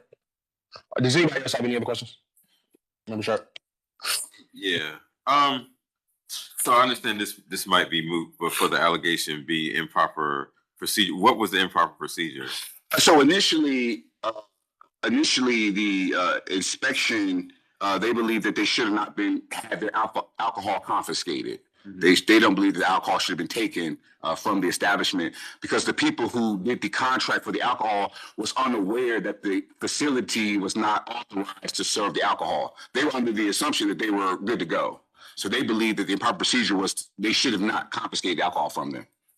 Okay. And that was the anonymous complaint. That was not what the anonymous complaint said. And just reiterating what the chair said, so we are being alerted that this is administratively dismissed because we dealt with the exact same subject matter for this officer in another case. Specifically, yes. Okay, gotcha. And to the chair's point, in the event that someone does bring in information that's outside the scope of what we were initially looking into, for example, the initial complaint wasn't concerned about the alcohol violations. Mm-hmm. Their concern was the only improper procedure, essentially, not anything with behavior of the officers at their time of complaint. Gotcha. Okay. All right. So we don't need to actually make a motion on allegation B. We do not. I think if I'm doing it, I will just say out loud that it was administratively dismissed. Just to note it for the record. Put it on the record. Okay. Anybody else have any questions? Anybody want to make motions? I'll make some motions. Okay. Case number 2024-0040. Allegation A, unprofessional behavior conduct against P.O. Morris, badge number 1258, and P.O. Murphy, badge number 1264, My recommendation is for unfounded based on a preponderance of evidence in that the two POs were in accordance with Manual Rule 5.08 and 5.09. My motion is for unfounded. All right, we have a motion on the floor for unfounded. Second. Have a second from member Willis. All those in favor say aye. Any opposed? Any abstentions? That motion carries. All right, Chair, I'll note for the record in the same case that the allegation be improper procedure against Sergeant Morris. Why is it Sergeant Murphy? Oh, it's two different people. No wonder. Sergeant Murphy, badge number 9286, was administratively dismissed. Okay, so noted. All right, so that concludes that case, so we can move on to the next one. Okay, OPS 24-0059. Complainant's name is Angela Ferguson. This will be presented by Investigator Koenig. Hi, everybody. Okay, our officers in this are PO James Ortels, badge number 104, Officer Matthew Wozinski, badge number 2508, and Sergeant Alexander Sinclair, badge number 9313. Allegations are lack of service, improper procedure. On 3/14/2024, Angela Ferguson alleges lack of service against Officer James Ortels, badge 104, and Officer Matthew Wisnicki due to incorrect police report, and she felt her side of the story was not heard. Ms. Ferguson also alleges improper procedure as she states the sergeant misled her and lied by giving her false information regarding the suspect. WCS shows that the officers came to Ms. Ferguson's house on two separate incidences occurring 12/4/23 and 3/9/24. Ms. Ferguson's children were involved in both incidents. It was determined by WCS that the officers complied with GPO 5.12.01 interactions with youth. They were observed treating the complainant's daughters with respect, courtesy, and calmness. Ms. Ferguson alleges lack of service when she did not get to tell her side of the story. However, from WCS, Ms. Ferguson was observed telling the officers what happened during all incidents. In the most recent incidents, 2 reports with 2 different suspects, one being Ms. Ferguson's daughter, were made as the incident, which was a fight between a Nikesha Dickerson and Ms. Ferguson's family, was one person's word against another. Ms. Ferguson alleges incorrect police report. However, Ms. Ferguson could still press charges by contacting the prosecutor. All officers on duty followed Manual Rules 4.18, and they did question Ms. Ferguson numerous times and talked to her daughters. Ms. Ferguson alleges improper procedure against Sergeant Alexander Sinclair, who came and listened to her account of what happened on 3/9/24. Per WCS, Sergeant Sinclair did not tell Ms. Ferguson that he was going to charge Ms. Dickerson with aggravated menacing, as she thought. Sergeant Sinclair stated that the prosecutor may investigate an aggravated menacing charge and could also possibly get a protection order.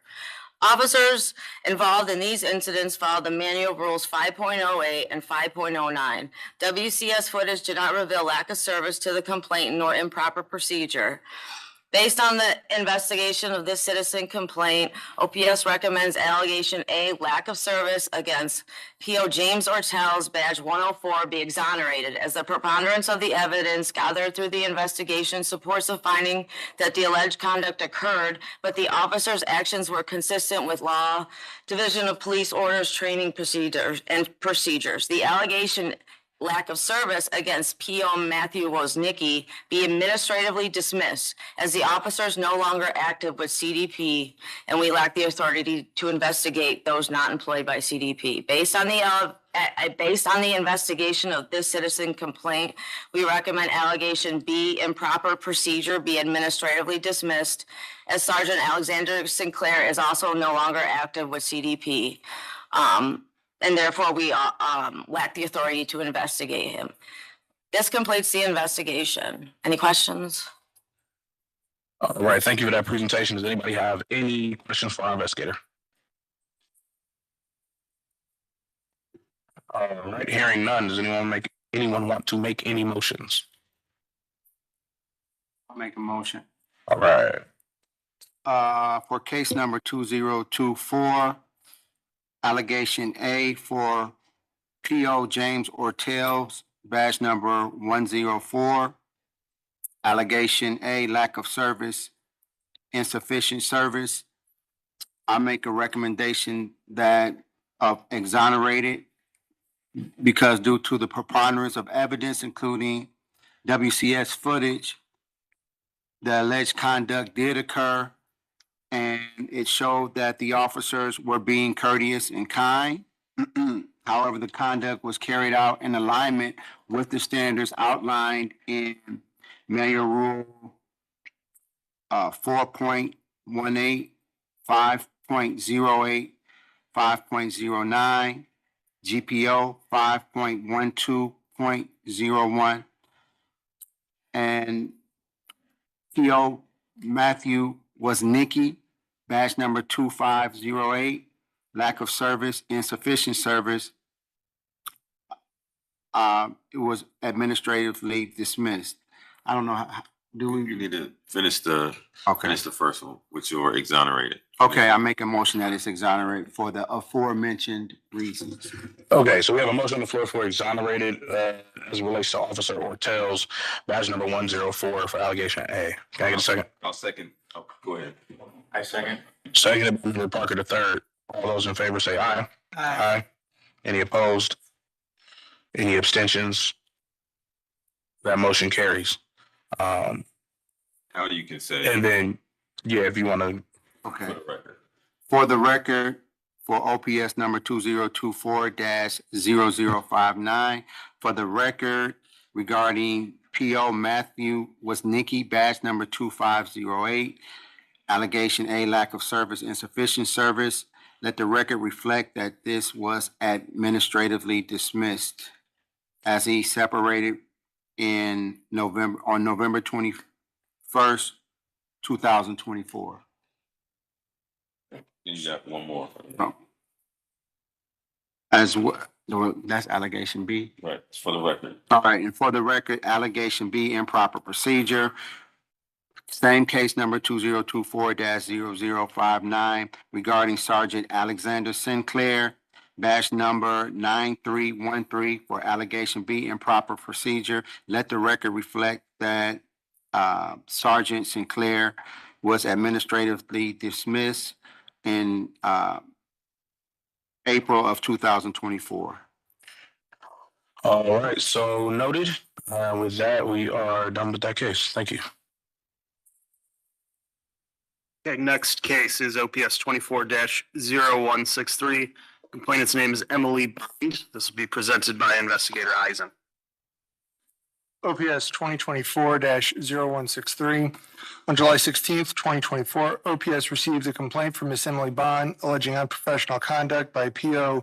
Ken Kirk, badge number 572. She stopped by the 4th District on July 15th, 2024 to offer her condolences for the passing of Officer Ritter. At the 4th District, she spoke with P.O. Kirk. After leaving the district, P.O. Kirk texted Miss Bond asking where she lived and if she had a boyfriend. In his interview with OPS, he said he understood where she was coming from since he is a police officer and admitted to sending the text messages. For allegation A, unprofessional conduct behavior, OPS recommends a finding of sustained as the preponderance of the evidence to include P.O. Kirk's admission and the copies of the text messages supports finding that the alleged conduct did occur and was not in alignment with CDP manual rules 5.01, 5.08, 5.09. And with that, I'll take questions.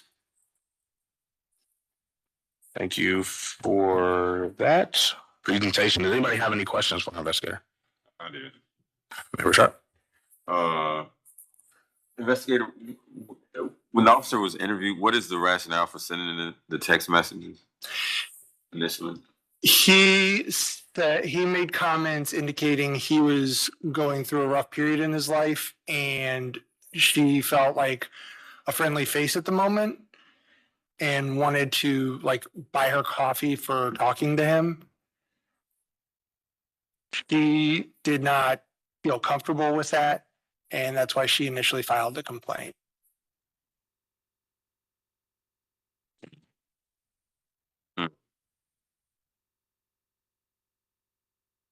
Okay. Any other questions for our investigator? All right, would someone like to make any motions? All right, thank you. As to case number 2024-0163 regarding police officer Kenneth Kirk, badge number 572, in regards to the allegation A, unprofessional behavior conduct, I make a motion that it be sustained as a preponderance of the evidence, including the interview with the officer who made an admission of actually doing this behavior, and that the conduct was in violation of manual rules 5.01, 5.08, and 5.09, and make a recommendation or a motion that it be sustained. Second. All right, we have a motion on the floor. Has been seconded by Member Sharp. All those in favor say aye. Aye. Any opposed? Any abstentions? That motion carries. All right, we need a group level. So make a motion for group level 1, unsatisfactory performance. I think that would, what it would fall under. Violation of training. All right, we have a motion on the floor for a group level 1. Second that. Seconded by Member Sharp. All those in favor say aye. Aye. Any opposed? Any abstentions? That motion carries. All right. Move on to the next one. Thank you. Next case is OPS 24-0166. Complainant's name is Ashley Mostella, and this will be presented by Investigator Eisen. OPS 2024-0166. On July 18th, 2024, OPS received a complaint from Ashley Mostella alleging a lack of service, insufficient service against Patrol Officer Abner De Leon, badge number 1542, and Patrol Officer Gary Kane, badge number 56. She said officers were dispatched to her residence after she was assaulted by an adult male who was harassing and following her minor child. She alleged during her interactions with officers, one of the officers accused her of jumping out of her vehicle with her knife, and neither officer provided their names or badge numbers. WCS shows that the statement about Ms. Mostella with a knife was quickly clarified. WCS also shows officers speaking with people on scene and providing their names and badge numbers on the Know Your Rights form. For allegation A, lack of service, insufficient service against Patrol Officer Abner De Leon, badge number 1542, and Patrol Officer Gary Kane, badge number 56. OPS recommends findings of exonerated as a preponderance of the evidence to include the officers WCS, supports finding that the alleged conduct of filling out a police report and providing their names and badge numbers did occur and was consistent with CDP Manual Rule 4.13. With that, I can take questions. All right, thank you for that presentation. Does anyone have any questions for our investigator? All right, hearing none, would anyone like to make any motions? All right, Member Sharp. All right. Case number 2024-0166. Allegation A, lack of service, insufficient service against P.O. Garner, badge number 1452, and P.O. Kane, badge number 56. My recommendation is for exonerated. Based on a preponderance of evidence in that the POs were in accordance with Manual Rule 4.13, and based on the investigator's report, my recommendation is for exonerated. Friendly amendment, Yep. you said badge number 1452, and it's 1542. I'll take that friendly amendment. All right, we have a motion on the floor for exonerated. Can I get a second? Second. Seconded by Member Saganovich. All those in favor say aye. Aye. Any opposed? Any abstentions? That motion carries. All right, that's all we need for that case. So we'll move on to the next one. Excuse me. OPS 24-0187. Complainant's name is Tamika Schaefer. This is also presented by Investigator Eisen. OPS 2024-0187. On August 3rd, 2024, OPS received a complaint from Dr. Tamika Schaefer alleging unprofessional conduct behavior for his tone and a lack of service, insufficient service against Sergeant Eric Newton, badge number 9233, and PO Justin Riolo, badge number 2375, for failing to arrest two adult women who assaulted her 15-year-old niece. Dr. Schaefer's sister, Miss Alana Davis, is the mother of the 15-year-old girl in the fight. She wanted to know why she was not contacted after the fight. WCS shows multiple officers arriving on scene to a fight on CMHA property.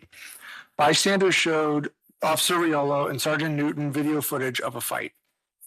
The bystanders identified two women in their 20s and Dr. Schaefer's niece as being involved in the fight.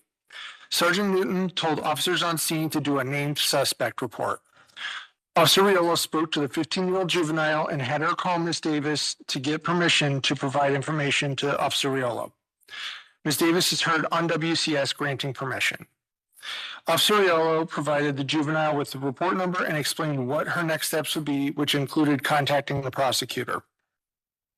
Sergeant Newton told Ms. Davis that when a juvenile is the victim, if an adult is on scene, that adult becomes the reporting person. If there was a serious injury that included conveying a juvenile to the hospital, the parent would be contacted. He told Ms. Davis there were no visible injuries on scene, but to take pictures if there was bruising or another injury later. Sergeant Newton said in his interview with OPS that he was the supervisor on scene and made the determination not to arrest anyone.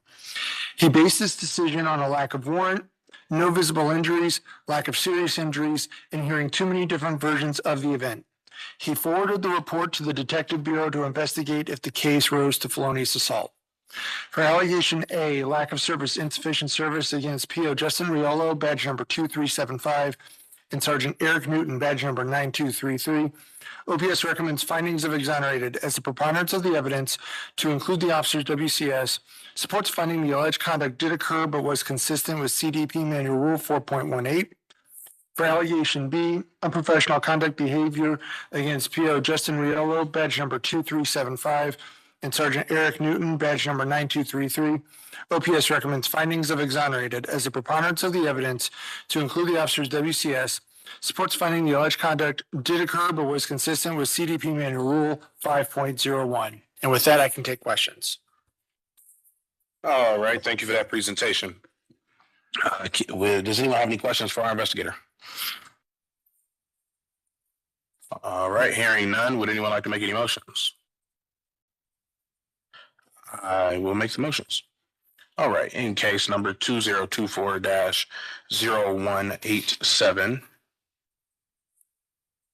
for Sergeant Eric Newton, badge number 9233, and Officer Justin Riolo, badge number 2375 for allegation A of lack of service, insufficient service, and alleged violation of Manual Rules 4.14 and 4.18. Move for a finding of exonerated as the preponderance of the evidence, including interviews, WCS footage, and written reports, supports that the alleged conduct did occur and that the officers did not arrest the two alleged aggressors in the altercation. However, the conduct was carried out in alignment with the standards outlined in our GPOs and manual rules, specifically in that the officers were focused on getting control of the scene. And once they gained more information, they did provide avenues for follow-up for the victims to press charges. So with that, my motion is for exonerated. Second. Seconded by Member Saganovich. All those in favor say aye. Aye. Any opposed? Any abstentions? That motion carries. Same case, 2024-0187. Again, for Sergeant Eric Newton, badge number 9233, and Officer Justin Riolo, badge number 2375. This is for allegation B, unprofessional behavior or conduct under Manual Rule 5.01. I move for a finding of exonerated as a preponderance of the evidence, including WCS footage, written reports, and interviews, supports that the alleged conduct did occur, but was in accordance with our GPOs and manual rules. I second. Seconded by, what was that? Parker. Member Parker the third, seconded by Member Parker the third. All those in favor say aye. Aye. Any opposed? Any abstentions? That motion carries. All right, we can move on to the next one. Okay, OPS 24-0215. Plaintiff's name is Juanita Rucker, presented by Investigator Kabir. Hello, this is OPS 2024-0215, complainant Juanita Rucker, the subject officers PO Megan Hollenbach, badge number 187, PO Devani Smith, badge number 285, PO Drew Flagg, badge number 152, and PO Jarrett Volland, badge number 549. On 09/12/2024, the Office of Professional Standards received a complaint from Juanita Rucker, who alleged that on September 1st, 2024, Cleveland Division of Police member P.O. Smith was rude and biased during the investigation of the altercation that led to her improper arrest. Ms. Rucker was engaged in an altercation with a tenant who was renting a home that Mrs. Rucker owned. Mrs. Rucker further stated the officers on scene saw how she was being treated and did nothing to help. P.O. Hollenbach and P.O. Smith, when they arrived on scene, separated both parties, and they had received conflicting statements about the events that led to the altercation. The tenant did have cell phone footage showing Mrs. Rucker pulling his hair and striking him in the face area. The video footage was used to determine that Mrs. Rucker was the primary aggressor, and this is why she was subsequently arrested. Mrs. Rucker further stated that none of the responding officers provided her any service, but WCS video contradicts this recollection of events. Mrs. Rucker claimed that she had video evidence of the tenant assaulting her. However, this information was not able to be produced at the time of the arrest. There was no need to interview P.O. Hollenbach about the arrest because her actions were in accordance with GPO 3.04.01, probable cause warrantless arrest. Additionally, during the interaction, P.O. Smith's actions were in accordance with Cleveland Division Manual 5.01 and 5.108 and displayed no bias in accordance with GPO 1.07.08, bias-free policing. Mrs. Rucker was asked to provide any evidence that showed the tenant being the aggressor, but she wasn't able to. During her OPS interview, Mrs. Rucker made an accusation that Cleveland Division of Police gave someone the keys to get into her property. As a result, items were stolen from her home. At no time did CBP members possess or give any keys to Mrs. Rucker's home. However, members of CBP did escort the tenant and his wife into the residence to retrieve their personal belongings. So the tenant had a lease, and the disposition of the keys and the tenants is a civil matter. For allegation A, unprofessional behavior conduct against P.O. Devani Smith, badge number 285, OPS recommended a finding of unfounded as some preponderant evidence supports a finding that the alleged conduct did not occur and the actions of P.O. Smith were in accordance with Manual Rules 5.01 and 5.08.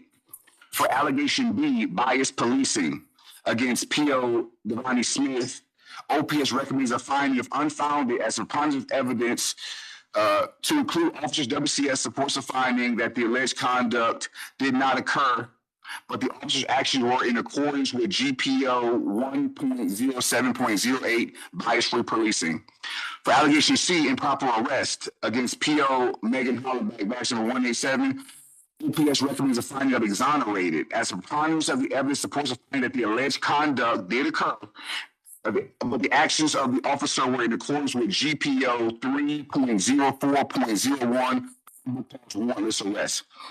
For allegation D, lack of service against P.O. Hollenbach, OPS recommends a finding of unfounded as a preponderance of evidence supports a finding that the alleged conduct did occur and the officer's actions were in accordance with Manual Rules 4.18. Allegation D, lack of service against P.O. Jarrett Volland, badge 549. OPS recommends the finding of unfounded as preponderance of the evidence supports the finding that the alleged conduct did not occur and the actions were in accordance with Manual Rule 4.18. And for allegation E, lack of service against P.O. Drew Flagg, OPS recommends a finding of unfounded as preponderance of evidence supports the finding that the alleged conduct did not occur and the officer's actions were in accordance with Manual Rule 4.18. That completes the presentation. Pending any questions? All right, thanks for that presentation. Does anybody have any questions for our investigator? I do. All right, Madam Sharp. Investigator Kabir, complainant Rucker, for allegation C, improper arrest, contends that the arrest was improper because she was in possession of video that would show that the other person was the aggressor, right? Correct. So that we understand could not be produced at the time of the arrest, correct? Well, they gave her the opportunity to provide said video, but she was able to recall it.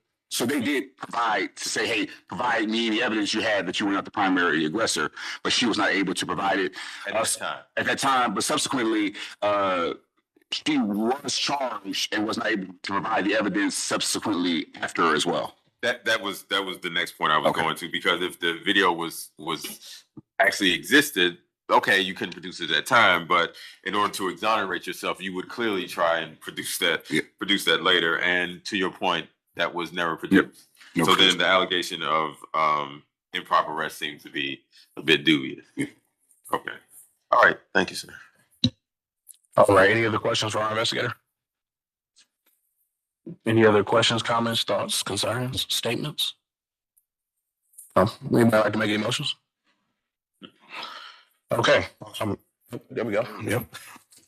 For case number 2024-0215 for allegation A, unprofessional behavior conduct, Manual Rules 5.01, 5.08 regarding patrol officer Giovanni Smith, badge number 285 for unprofessional behavior conduct.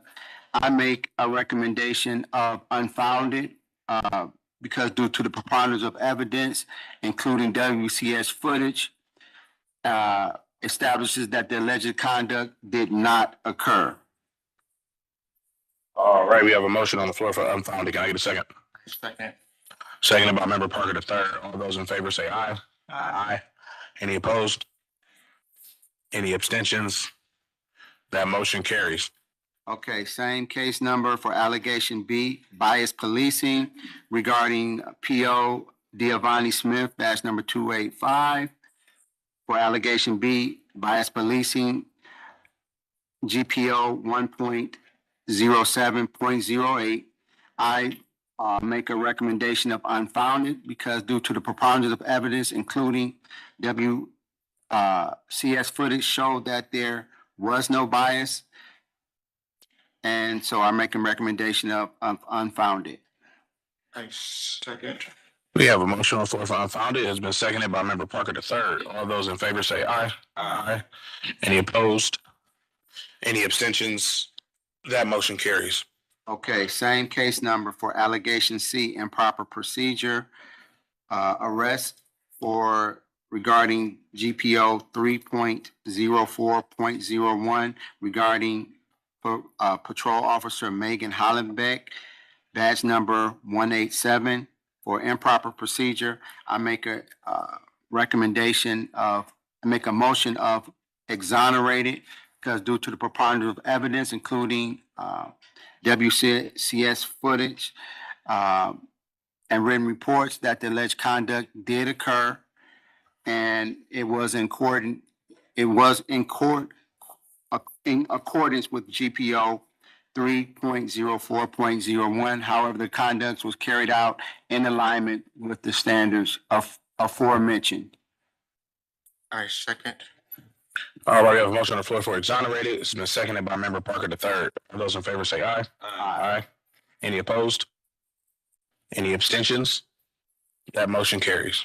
Okay, same case number for allegation D, lack of service, insufficient service regarding Manual Rule 4.18 with PO Drew Flag, badge number 152, PO Megan Hollenbeck, badge number 187, PO Jared Volin, badge number 549 for allegation D, lack of service, insufficient service regarding manual rules 4.18.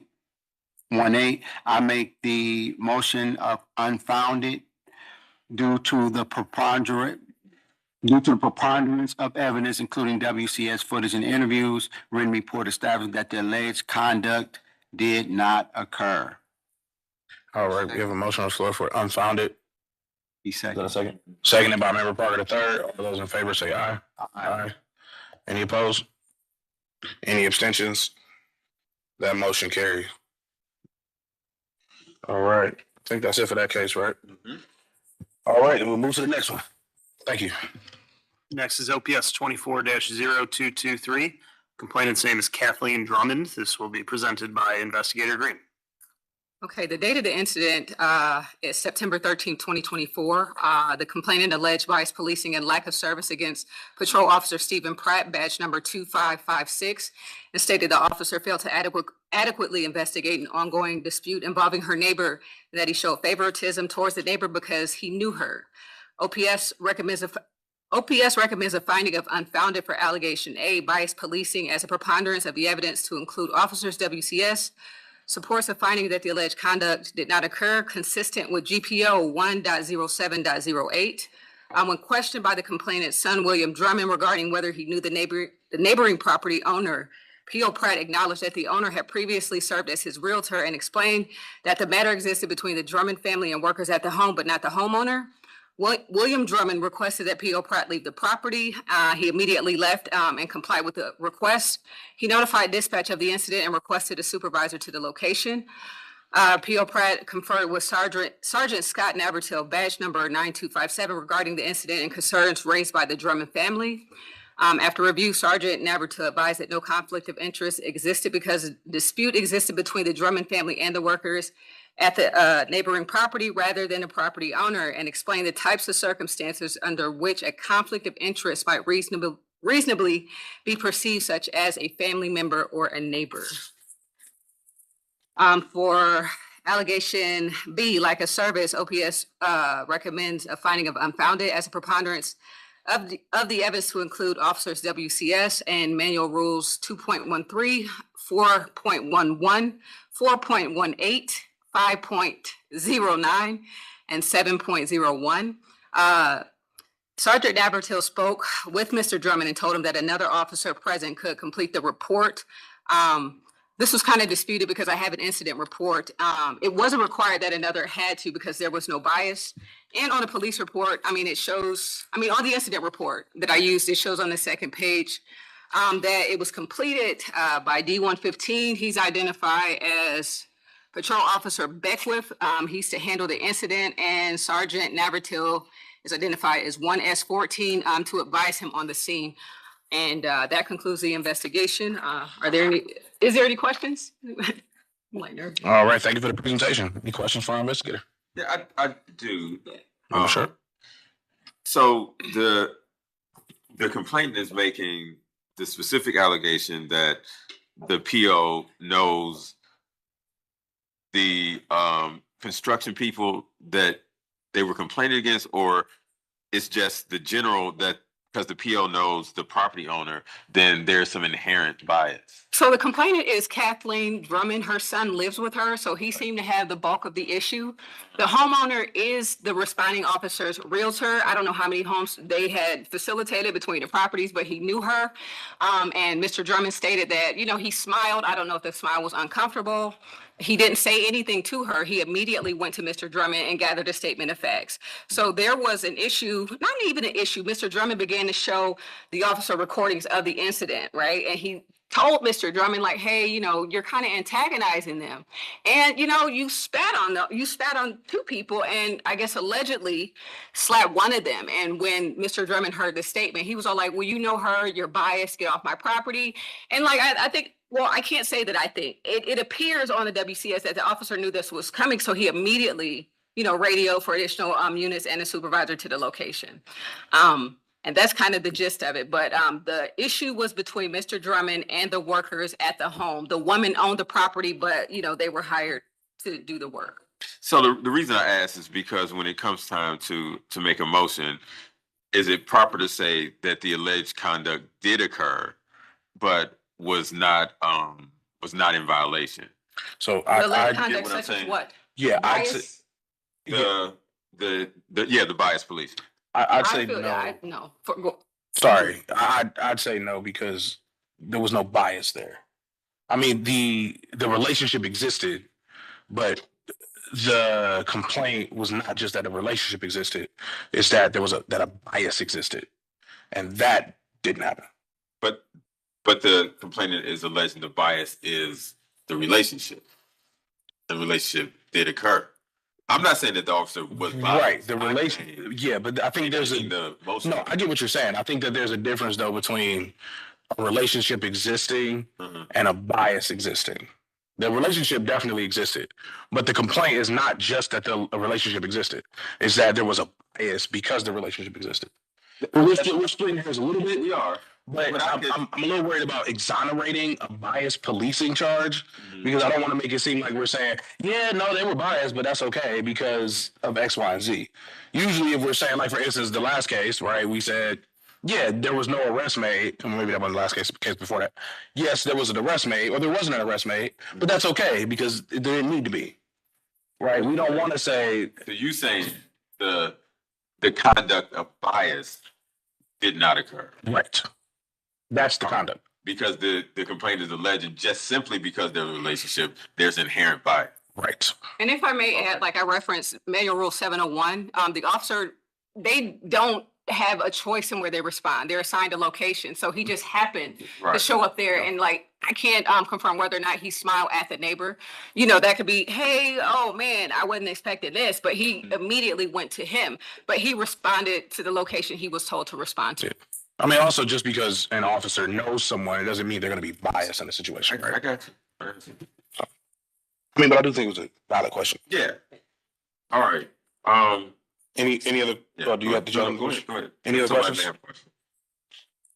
Okay, hearing no questions. Do you want to make a motion? Yeah, I guess since I ran into it. Case number 2024-0223, allegation A of bias policing against P.O. Pratt, badge number 2556.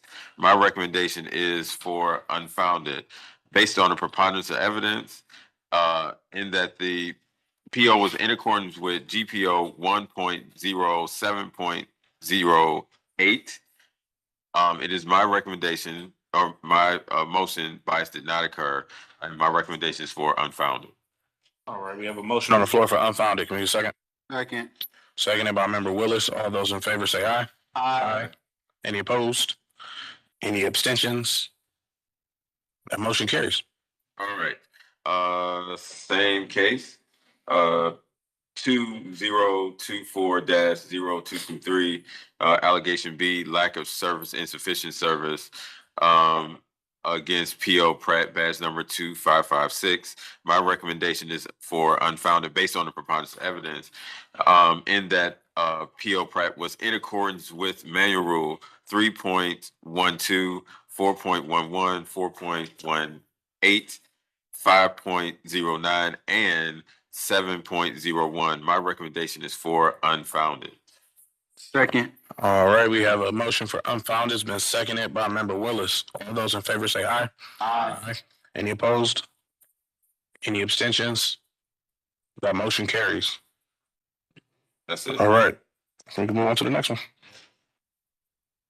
Next case is OPS 24-0256. Complainant's name is Tamika Stewart. This will also be presented by Investigator Green. Okay, the complainant alleges lack of service, unprofessional conduct, and behavior and improper procedure. She alleged it on October 13, 2024. Patrol Officer Brian Bruner, badge number 2081, and Sergeant Michael Boyd backed their police vehicle into her vehicle while responding to a shot spotter notification in the area of DuPont Avenue and East 105th Street. The complainant further alleged that the impact caused her vehicle to strike the vehicle behind her, and stated that following the collision, the officers instructed her to wait at a nearby RTA shelter until they returned so they could complete the crash report. OPS recommends a finding of unfounded for allegation A, lack of service, as a preponderance of the evidence to include Officer WCS and Manual of Rules 4.18. The officers observed the complainant back her vehicle into the car position behind her and instructed both drivers to wait in a nearby location until they return to complete a traffic crash report. Allegation B is unfounded for unprofessional conduct and behavior as a preponderance of the evidence as the preponderance of the evidence supports the finding that the alleged conduct did not occur and consistent with Manual Rules 5.01. The officers were professional during their interactions with all parties. Allegation C, improper procedure, is unfounded as a preponderance of the evidence to include Officer WCS and GPO 8.01.02 as a preponderance of the evidence supports the finding that the alleged conduct did not occur. During the investigation, the complainant acknowledged that the officer's vehicle did not strike her vehicle. The witness and Unit 2 driver listed on the OH1 report provided a statement confirming that the officer's vehicle did not back into the complainant's vehicle. And based upon the statements obtained, the complainant was correctly listed as the at-fault driver on the OH1 report. That concludes this investigation. Thank you. Any questions? One question. Yes. So there's two different batch numbers for Where are we at? Sergeant Michael Boyd on the paper and then on the report. So boy, I have 2584. That's what I have. I may have made an error. I can correct it. Cause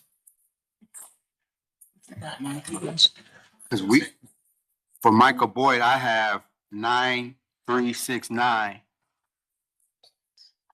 On the report, he is 2580.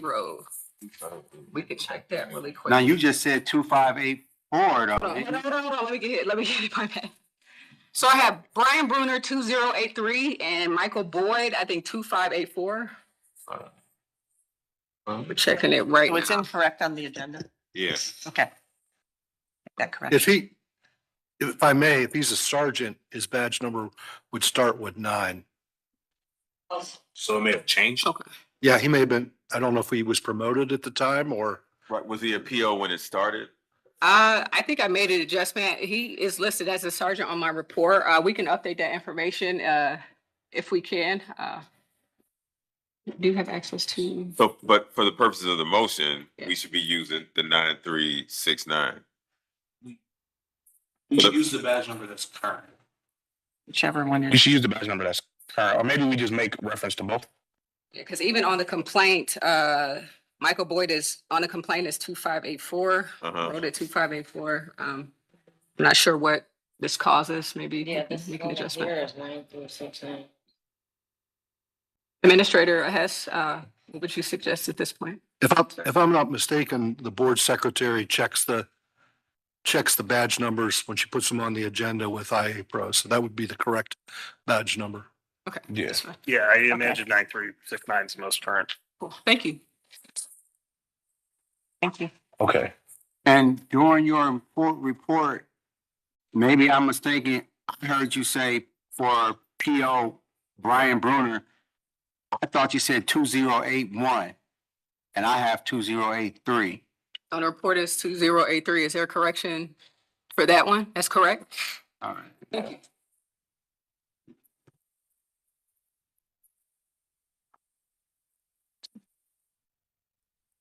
Yeah, okay. All right, any other questions for our investigator? Anybody want to make some motions? I'll make a motion. Thanks for motion. Okay. Case number 2024, allegation A for lack of service, no service regarding Manual Rule 4.18 regarding Sergeant Michael Boyd, badge number 9369, and PO Brian Bruner, badge number 2083. I make a recommendation or motion for unfounded due to the preponderance of evidence, including WCS footage, interviews, and written reports establishes that the alleged conduct did not occur. Second. All right, we have a motion. Second. Sharp. All those in favor say aye. Aye. Any opposed? Any abstentions? That motion carries. Okay, same case number for allegation B, unprofessional behavior conduct regarding Manual Rule 5.0, 5.01 regarding Sergeant Michael Boyd, badge number 9369, and P.O. Brian Bruner, badge number 2083, for the allegation of unprofessional conduct, behavior/conduct. I make another motion that we find this unfounded due to the preponderance of evidence, including WCS footage, interviews, and written reports established that the alleged conduct did not occur. All right, we have a motion on the floor for unfounded. Can I get a second? Second. Seconded by member Sharp. All those in favor say aye. Aye. Any opposed? Any abstentions? That motion carries. Same case number, allegation C for improper procedure regarding GPO 8.01.02 regarding Sergeant Michael Boyd, badge number 9369, and Patrol Officer Brian Bruner, badge number 2083. Allegation C, improper procedure. I am making a motion that we find this unfounded because due to the preponderance of evidence, including WCS footage, interviews, written report establishes that the alleged conduct did not occur. All right, we have a motion on the floor for unfounded. Can I get a second? Second. Seconded by member Sharp. All those in favor say aye. Aye. Any opposed? Any abstentions? That motion carries. Okay. Move on to the next case. Thank you. Okay, next is case OPS 24-0267. Complainant's name is Megan Kilbane, also investigating grade. Okay, the subject officer is Daniel McGinty. I have 850. Jalecia, am I correct? You save me every time. I just want to make sure. Thank you so much. No, seriously, we move fast and I just appreciate her so much. Allegations are improper procedure, unprofessional conduct and behavior, and lack of service. The complainant alleged that on August 22nd, 2024, Patrol Officer Daniel McGinty, badge number 850, showed favoritism and failed to review evidence during an investigation into the ownership of property she co-owned with her brother, which later led to her being detained. OPS recommends a finding of exonerated for allegation A, improper procedure arrest, as a preponderance of the evidence gathered throughout the investigation supports a finding that the alleged conduct did occur but was consistent with GPO 2.02.02 search and seizure, 2.0203 Miranda warning and waiver, and 3.04.01 probable cause warrantless arrest. The new homeowner contacted police after visiting the property and discovered that the front door had been kicked in and saw the complainant inside the residence accompanied by an unidentified male. The homeowner informed responding officers they recently purchased the property from the complainant's brother, Sean Kilbane, and they changed the locks to the residence, and provided a deed as proof of ownership. The complainant provided a statement and told officers she no longer resided at the property but operated an Airbnb from the location. And she also stated she gained entry to the residence through an open window. Officer McGinty contacted his supervisor, Sergeant Allen, to advise him of the incident. After reviewing the information provided, it was determined that the complainant would be arrested for breaking and entering because she entered the residence after the locks had been changed by the new owner. Ms. Kilbane was later released and informed that she would be listed as a named suspect on the police report and advised that a detective would follow up with her as part of the ongoing investigation. For allegation B, unprofessional conduct behavior is going to be unfounded as preponderance of the evidence supports a finding that the alleged conduct did not occur consistent with Manual Rules 5.01. Officer McGinty was professional throughout his interaction and encounters with all parties. And for allegation C, lack of service, we're going to do unfounded as a preponderance of the evidence supports a finding that the alleged conduct did not occur consistent with Manual Rules 4.18. The complainant alleged that the responding officers refused to review evidence she provided to establish her residency at the property. However, officers did review utility bills provided by the complainant that show utilities in her name, and she provided that via phone. That concludes this investigation. Are there any questions? All right, thank you for that presentation. Do we have any questions for our investigator? All right, hearing none, would anyone like to make any motions? I can make some motion. All right, member Sharp. All right, case number 2024-0267, allegation A, improper procedure against P.O. McGinty, badge number 850, My motion is for exonerated based on a preponderance of evidence and investigators' report in that the alleged conduct did not occur and that the PO was in accordance with GPO 2.02.02 and 3.04.01. My recommendation is for exonerated. Can I make a friendly amendment? I believe you said did not occur, but it did occur. Oh, I okay. think you meant to say did occur. Did occur, yes, sorry. All right, we have a motion on the floor for exonerated. Can I get a second? Seconded by member Parker the third. All those in favor say aye. Aye. Any opposed? Any abstentions? That motion carries. All right, same case, 2024-0267, allegation B, unprofessional behavior conduct against P.O. McGinty, badge number 850. My recommendation is for unfounded based on the preponderance of evidence in that the conduct did not occur and that the PO was in accordance with Manual Rule 5.01. My recommendation is for unfounded. We have a motion on the floor for unfounded. Can I get a second? Second. Seconded by member Parker the third. All those in favor say aye. Aye. Any opposed? Any abstentions? That motion carries. Same case, 2024-0267, allegation C, lack of service, insufficient service against P.O. McGinty, badge number 850. My recommendation is for unfounded based on the preponderance of evidence in that the alleged conduct did not occur and the PO was in accordance with Manual Rule 4.18. My recommendation is for unfounded. We have a motion on the floor for unfounded. Can we get a second? Second. Seconded by member Parker the third. All those in favor say aye. Aye. Any opposed? Any abstentions? That motion carries. All right, and that's it for that case. So we can move on to the next one. PS 25-0001. Complainant's name is Tanya Papp, and this will be presented by GM Watson. OPS 2025-0001, the complainant is Tanya Papp with witnesses Timothy Papp Sr., Timothy Papp Jr., and Peter Papp. The members are Sergeant John Costco. At the time, his badge was 1071. His new badge number is 9354.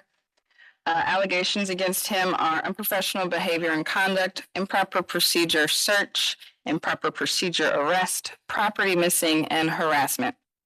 The allegations of unprofessional behavior and conduct are also against Sergeant Michael Harper, badge 9230, Detective Robert Jorgensen, badge 2312, Detective Ryan McNamara, badge 949, Detective Michael Ratty, badge 1698, and Detective Richard Rospierski, badge 2006. There are two CDP members who separated. That is Detective Dylan Maddage, badge 2078, and Detective Michael Fallon, badge 2529. On January 3rd, 2025, Sergeant John Costco executed a search warrant at the home of Tanya Papp in connection with the shooting from December 2024. The officer in charge on scene was Sergeant Michael Harper, and they were assisted in their search by Detective Fallon, Detective Jorgensen, Detective Maddage, Detective McNamara, Detective Ratty, and Detective Rospierski. Ms. Papp alleges that this was an illegal search and that every officer was unprofessional. Ms. Papp also alleges that her husband, Timothy Papp Sr., was indicted in a retaliatory nature after asking the officers to vacate his property when they responded to Timothy Jr. reporting his car as stolen. On January 17th, 2025, Tanya Papp's sons, Timothy Papp Jr. and Peter Papp, were arrested in connection with this shooting. Ms. Papp alleges that her sons were arrested illegally, that her son Timothy Jr.'s property was missing, and that Peter's Miranda rights were violated. The OPS investigation determined that the search was valid and not retaliatory. The arrests were legal and approved by a judge. Both Timothy Jr. and Peter were read their Miranda rights prior to questioning. Timothy Papp Jr.'s property was still in the custody of the court as of the conclusion of this investigation on June 9th, 2025. All officers' conduct and behavior during both the search warrant and the arrest were in accordance with all manual rules and GPOs. OPS recommends a finding of unfounded for allegation A, unprofessional behavior against Sergeant Costco, Sergeant Harper, Detective Jorgensen, Detective McNamara, Detective Ratty, and Detective Rossbierski is the preponderance of the evidence gathered throughout the investigation to include WCS, interviews, warrants, and court records supports the finding that the alleged conduct did not occur and the officers' actions were consistent with Manual Rules 5.08 and 5.09. OPS recommends a finding of exonerated for allegation B, improper procedure search against Sergeant John Costco, as the alleged conduct did occur, but the officer's actions were consistent with ORC 2933.23, GPO 2.2.04, and Manual Rule 4.17. OPS recommends a finding of exonerated for allegation C, improper procedure arrest against Sergeant Costco, as the alleged conduct did occur, but the officer's actions were consistent with GPO 2.02.03 and ORC 2935.08. OPS recommends a finding of exonerated for allegation D, property missing against Sergeant Costco, as the alleged conduct did occur, but the officer's actions were consistent with ORC 2933.26 and ORC 2933.41. OPS recommends a finding of unfounded for allegation E, harassment against Sergeant Costco, as the alleged conduct did not occur and the officer's actions were consistent with GPO 1.07.07. I will take questions. All right, thank you for that presentation. Does anyone have any questions for our investigator? Yeah. Member Sharp? Tia Watson, the complainant, in the allegation that some Miranda rights were violated, where was she in proximity when the questioning of her son occurred? Both sons were questioned at the police station. Was he in the room? No. How was she aware that Miranda rights were potentially? Well, I guess my question is, what evidence does she have? I'm not aware of any evidence to support that. Are the sons making that allegation? They were kind of all on the phone together, but WCS shows their Miranda rights being read before they're questioned at the station. All right. Thank you. All right, any other questions for our general manager? Okay, does anyone want to make a motion? Okay, I will make the motions. Case 2025-0001 for officers Sergeant Michael Harper, badge number 9230, Detective Robert Jorgensen, badge number 2312, Sergeant John Costco, badge number 9354, Detective Ryan McNamara, badge number 949, Detective Michael Ratty, badge number 1698, and Detective Richard Rossbierski, badge number 2006. Regarding allegation A of unprofessional behavior, unprofessional conduct, and alleged violation, Manual Rules 5.08 and 5.09, I move for a finding of unfounded as a preponderance of the evidence, including WCS footage, interviews, and written reports, establishes that the alleged conduct did not occur. And specifically, there's footage of the complainant herself admitting on the phone that the officers were not acting in an unprofessional manner, even though she was upset. So with that, my motion is for unfounded. Second. Seconded by Member Saganovich. All those in favor say aye. Aye. Any opposed? Any abstentions? That motion carries. Let the record reflect that Detective Michael Fallon, badge number 2529, and Detective Dylan Madej, badge number 2078, both separated from the police department, and therefore the allegations against them have been administratively dismissed.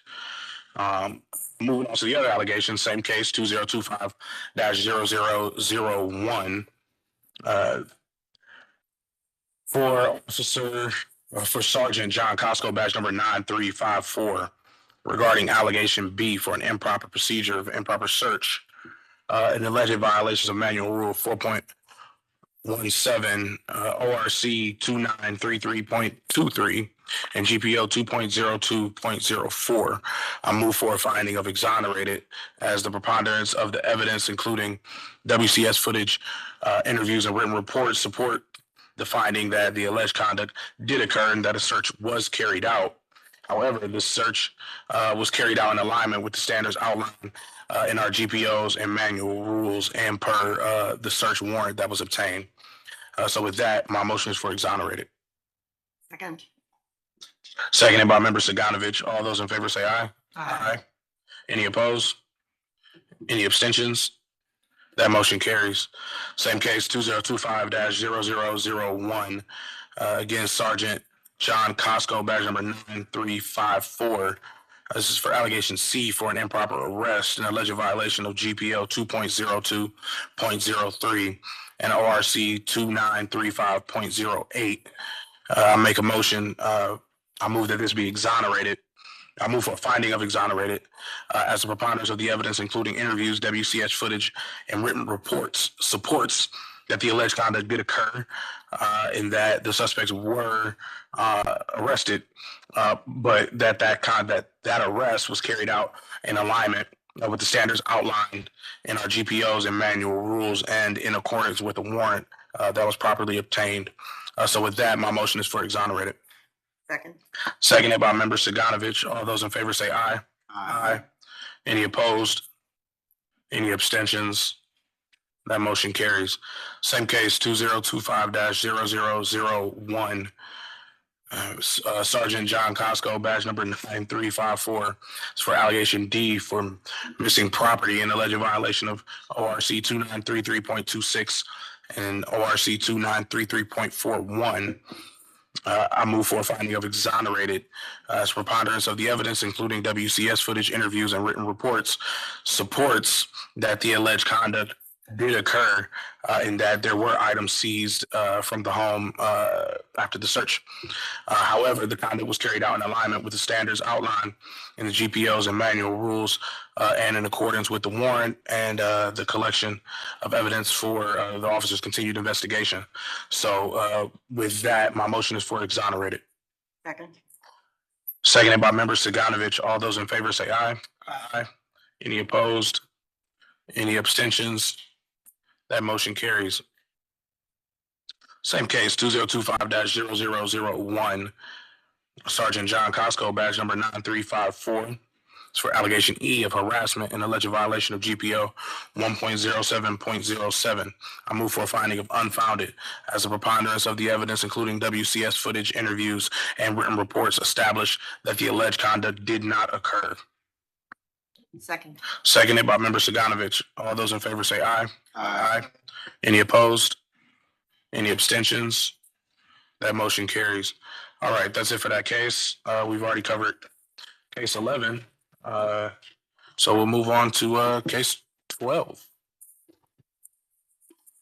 Okay, that's OPS 25-0023. Complainant's name is Destiny Montanez. This will be presented by Investigator Mary Smith-Moore. Okay. So the complainant is Destiny Montanez, patrol officers Elijah Cintron, badge number 1115, and P.O. Valentino Bajusi, badge 532. The allegation is A, lack of service, no service. Summary, on October 18th of 2024, Destiny Montanez and her nephew were crossing the street when they were struck by a vehicle making a left turn. Ms. Montanez alleges that P.O. Elijah Cintron, badge number 1115, and P.O. Valentino Bajusi, badge 532, did not speak with her on scene and did not respond to the hospital to check on her after the incident. She further alleges that the officers should have arrested the driver. P.O. Cintron and P.O. Bajusi were stopped at the red light near the intersection when they observed a vehicle stopped in the roadway and a female lying on the ground nearby. The officers approached the scene and initiated response in accordance with Manual Rules 4.01 and 4.18. Ms. Montanez, who was pregnant at the time, reported pain at the scene. The officers immediately requested EMS, gather information from all parties involved, and ensured Ms. Montanez remained still until medical personnel arrived. EMS later advised there was no visible serious injuries at the time and indicated that felony charges were not necessary. After collecting information from all parties, the officers determined the crash was caused by Ms. Bria Williams. While on scene, P.O. Vajusi also contacted a family member by phone to provide an update and provided Ms. Montanez's nephew with 2 report number cards. After EMS left the scene, dispatch inquired whether the officers would follow the patient to the hospital. The officers advised they would not, as their investigation was complete on scene and hospital follow-up was not required in the situation. Ms. Williams was issued a citation at the scene and given a court date. She was not arrested as the violations were minor misdemeanors. OPS recommends a finding of unfounded for allegation A, lack of service, no service against P.O. Elijah Cintron, badge number 1115, and P.O. Valentino Vajusi, badge number 532, as the preponderance of the evidence gathered throughout the investigation to include WCS, RTCC video, traffic reports, and interviews supports a finding that the alleged conduct did not occur and the officers' actions were consistent with Manual Rules 4.01 and 4.18. This completes the investigation. Any questions? All right, thank you for that presentation. Was that your first presentation? I was shaking over here. All right. Does anybody have any questions? Anybody have any questions for our investigator? No, it's their first one.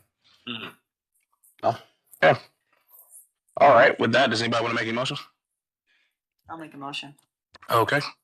In case number 2025-0023, regarding allegation A, lack of service against police officer Elijah Cintron, badge number 1115, and police officer Valentino Vajusi, badge number 532, I make a motion that the allegation of lack of service, no service be unfounded, as the preponderance of the evidence, including the WCS, indicate that the officers did investigate the situation, did get information from everybody, did give the nephew of the complainant information of how to get in touch with them and their badge numbers, and therefore were consistent with Manual Rules 4.10 and 4.01 and 4.18. Therefore, I make a motion of unfounded. All right, we have a motion on the floor for unfounded. Can I get a second? Second. Seconded by Member Willis. All those in favor say aye. Aye. Any opposed? Any abstentions? Aye. Let the record reflect that, Member Miller has joined us and will be abstaining from this vote because she arrived in the middle of the presentation. All right. That motion carries. And that's it for that case. Thanks. We've already done 13. Yeah, so this is number 14 on the agenda, OPS 25-0073. Complainant's name is Tawana Harris, and this will be presented by Investigator Lampkin. Okay, initial allegation, A, lack of service, no service. The subject officer is Patrol Officer Jonathan Barker, badge number 985. On April 8th, 2025, Ms. Tawana Harris reported her daughter missing. On April 9th, Patrol Officer Jonathan Barker received a call for a missing person at Castle High School. Ms. Harris alleged that P.O. Barker did not take information provided from the school or handle the call properly by doing his report or bringing her daughter home. The Office of Professional Standards investigated Ms. Harris's allegation and found that Patrol Officer Jonathan Barker did in fact violate CDP policies and procedures on April 9th, 2025. Ms. Harris filed a complaint on April 11, 2025, alleging P.O. Barker, badge number 985, provided insufficient services when her daughter, reported missing on April 8th, was located at Castle High School on April 9th. The investigation found that although Barker confirmed the juvenile's identity at the school, he did not obtain a statement from her, did not notify a parent, did not return her home, and did not complete the required RMS supplement report. Records showed no supplement associated with the relevant CAD. The only completed report was authored by another officer Barker failed to document the juvenile's whereabouts during her absence, complete the required NCIC removal form, and make required attempts to notify the reporting person, as mandated by CDP policy and the missing person return notification divisional notice. OPS determined that Barker did not meet the service requirements outlined in GPO 6.2.17 or the missing person return notification DN 22-321. OPS recommends a finding of sustained for allegation A, lack of service against Patrol Officer Jonathan Barker, badge number 985, as the preponderance of the evidence gathered throughout the investigation supports a finding that the alleged conduct did occur. As P.O. Barker did not follow the correct procedure as outlined in Divisional Notice 22-321 by contacting the parent or bringing the missing girl home, as well as violating GPO 6.2.17, missing person juvenile, by not properly completing a supplemental RMS report, completing an NCIC form, obtaining a statement from the missing child, and a statement from the reporting parent. That concludes this investigation. Are there any questions? All right, thank you for that report. Does anyone have any questions for our investigator? Okay, hearing none. Does anyone want to make any motion? Okay, I'll make the motion. 2025-0073 for Officer Jonathan Barker, badge number 985, regarding allegation A, lack of service, no service, alleged violation of manual rule 4.03 and GPO 6.02.07. I move for a finding of sustain as the preponderance of the evidence, including interviews and written reports, supports that the alleged conduct did occur and was inconsistent with division standards in violation of Manual Rule 4.03 and GPO 6.02.17. Specifically, Officer Barker failed to take a statement from the missing girl in the at issue. He did not call the girl's mother. He did not return the girl to her home. He also did not complete a supplemental report, nor did he complete an NCIC form to update the missing girl's status. So because of that, yeah, my recommendation is for a sustained finding. Okay, second. Second. Seconded by Vice Chair Mountcastle. All those in favor say aye. Aye. Any opposed? Any abstentions? One abstention from Member Sharp Stepped out of the room. because he was not in the room during deliberations. That motion still carries. All right, for a group level, I move for a group level 1 under reports, failure to submit, as well as unsatisfactory performance and other similar conduct. So again, this motion is for this to be considered a group level 1 violation. Second. Seconded by Vice Chair Mountcastle. All those in favor say aye. Aye. Aye. Any opposed? Any abstentions? Same. One abstention for the same reason. Same. That motion carries. All right. That's it for that one. We can move on. Next up, OPS 25-0105. Complainant's name is Cal Cannonberg, presented by Investigator Lampkin. Okay, initial allegation A, lack of service, no service, and allegation B, bias policing.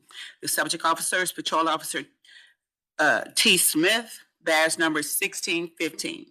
On 3/20/2025, Mr. Cannonberg visited the 4th District Station to complete an Ohio 1 traffic crash report taken by Patrol Officer Smith.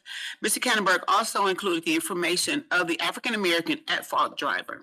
Mr. Cannonberg alleges the information he provided to Patrol Officer Smith was not accurate on the Ohio 1 crash report, and efforts to reach Patrol Officer Smith to get the report corrected took 4 months.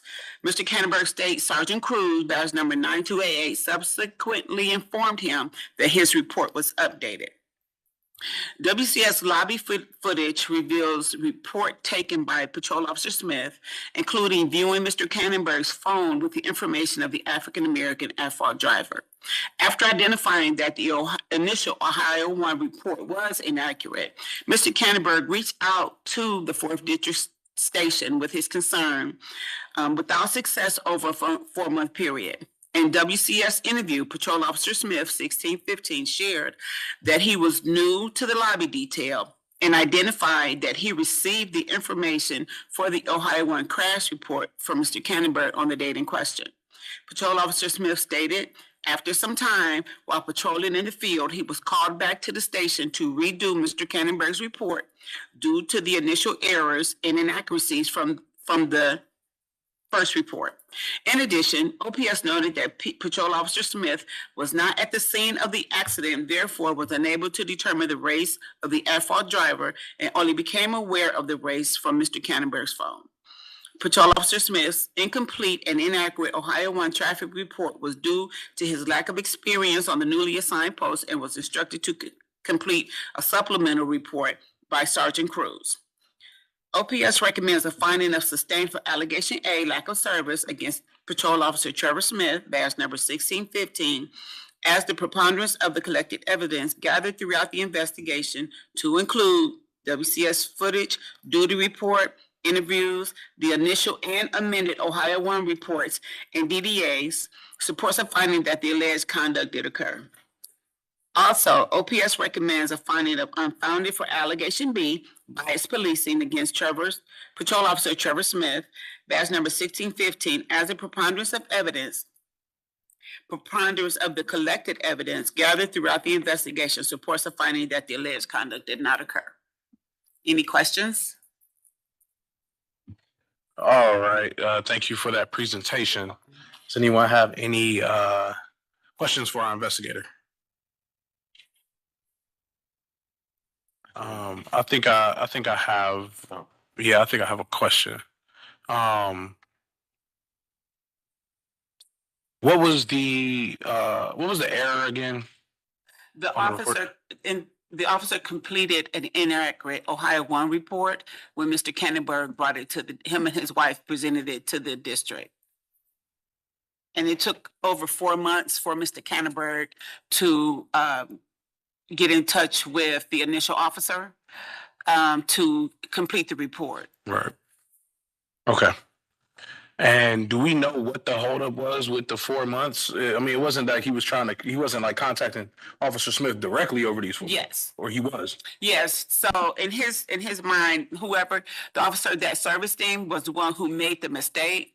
And so he was trying to find Mr. Smith. However, during that time, Mr. Smith was back in the field.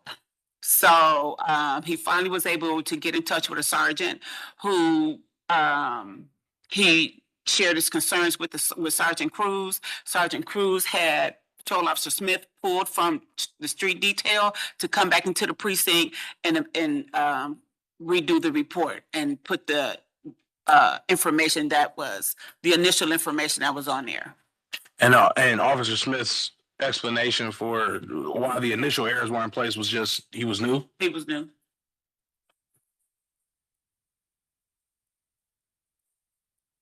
Okay. Anyone else have any other questions?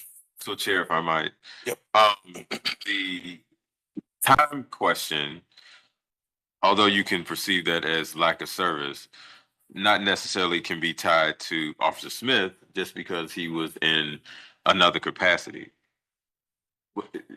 Unless there's some evidence that he was like, he got the phone messages or requests and he was ignoring them, right?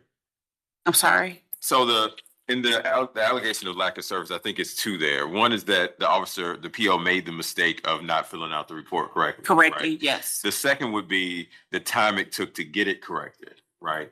Right. I'm saying the second part of it, I don't think can be attributed to Officer Smith just because he was in another capacity. He was out in the field. Yeah, he was in the field. So I'm parsing So the it doesn't two, apply. Chair.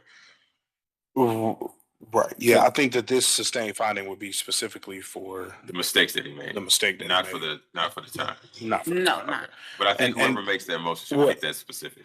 Right, yeah, because I think, I mean, and the reason why I don't think we need a separate allegation is because theoretically that allegation would be against the fourth district, which we don't do. I agree, you know, whoever makes the motion can Be specific. make that. Okay. Any other questions? Questions, comments, concerns, statements? Okay, would anyone like to make a motion? I'll take that since I brought it up. Case number 2025-0125. Allegation A, lack of service, no service against P.O. Smith, badge number 1615. My recommendation is for sustained in that the officer, the conduct did occur in regards to the mistakes on the report. And the officer was not in accordance with manual rule 4.03. My recommendation is for sustain. I mean, yeah, my motion is for sustain, right? All right, we have a motion on the floor for a sustained finding for allegation A. Yeah, seconded by Vice Chair Mountcastle. All those in favor say aye. Aye. Any opposed? Any abstentions? That motion carries. We need a group level. I'll go with a group level 1. I believe it is unsatisfactory performance. All right, I also add that there's a erroneous reporting near the top. If you'll accept that friendly amendment. I mean, it was literally an error in the report. Yeah, but I take him at his word. He didn't know, so I don't know if erroneous is It's still erroneous. It's still wrong. Erroneous Can I- seems like it's some intent. Can I comment on that? Sure. I think it is erroneous because he was given information that he didn't put correctly on the report, as well as didn't ask enough questions to get the full information that he needed for the report. And some of that might be for inexperience, but as soon as he saw that he needed it for the report, he should have been on the phone to the guy.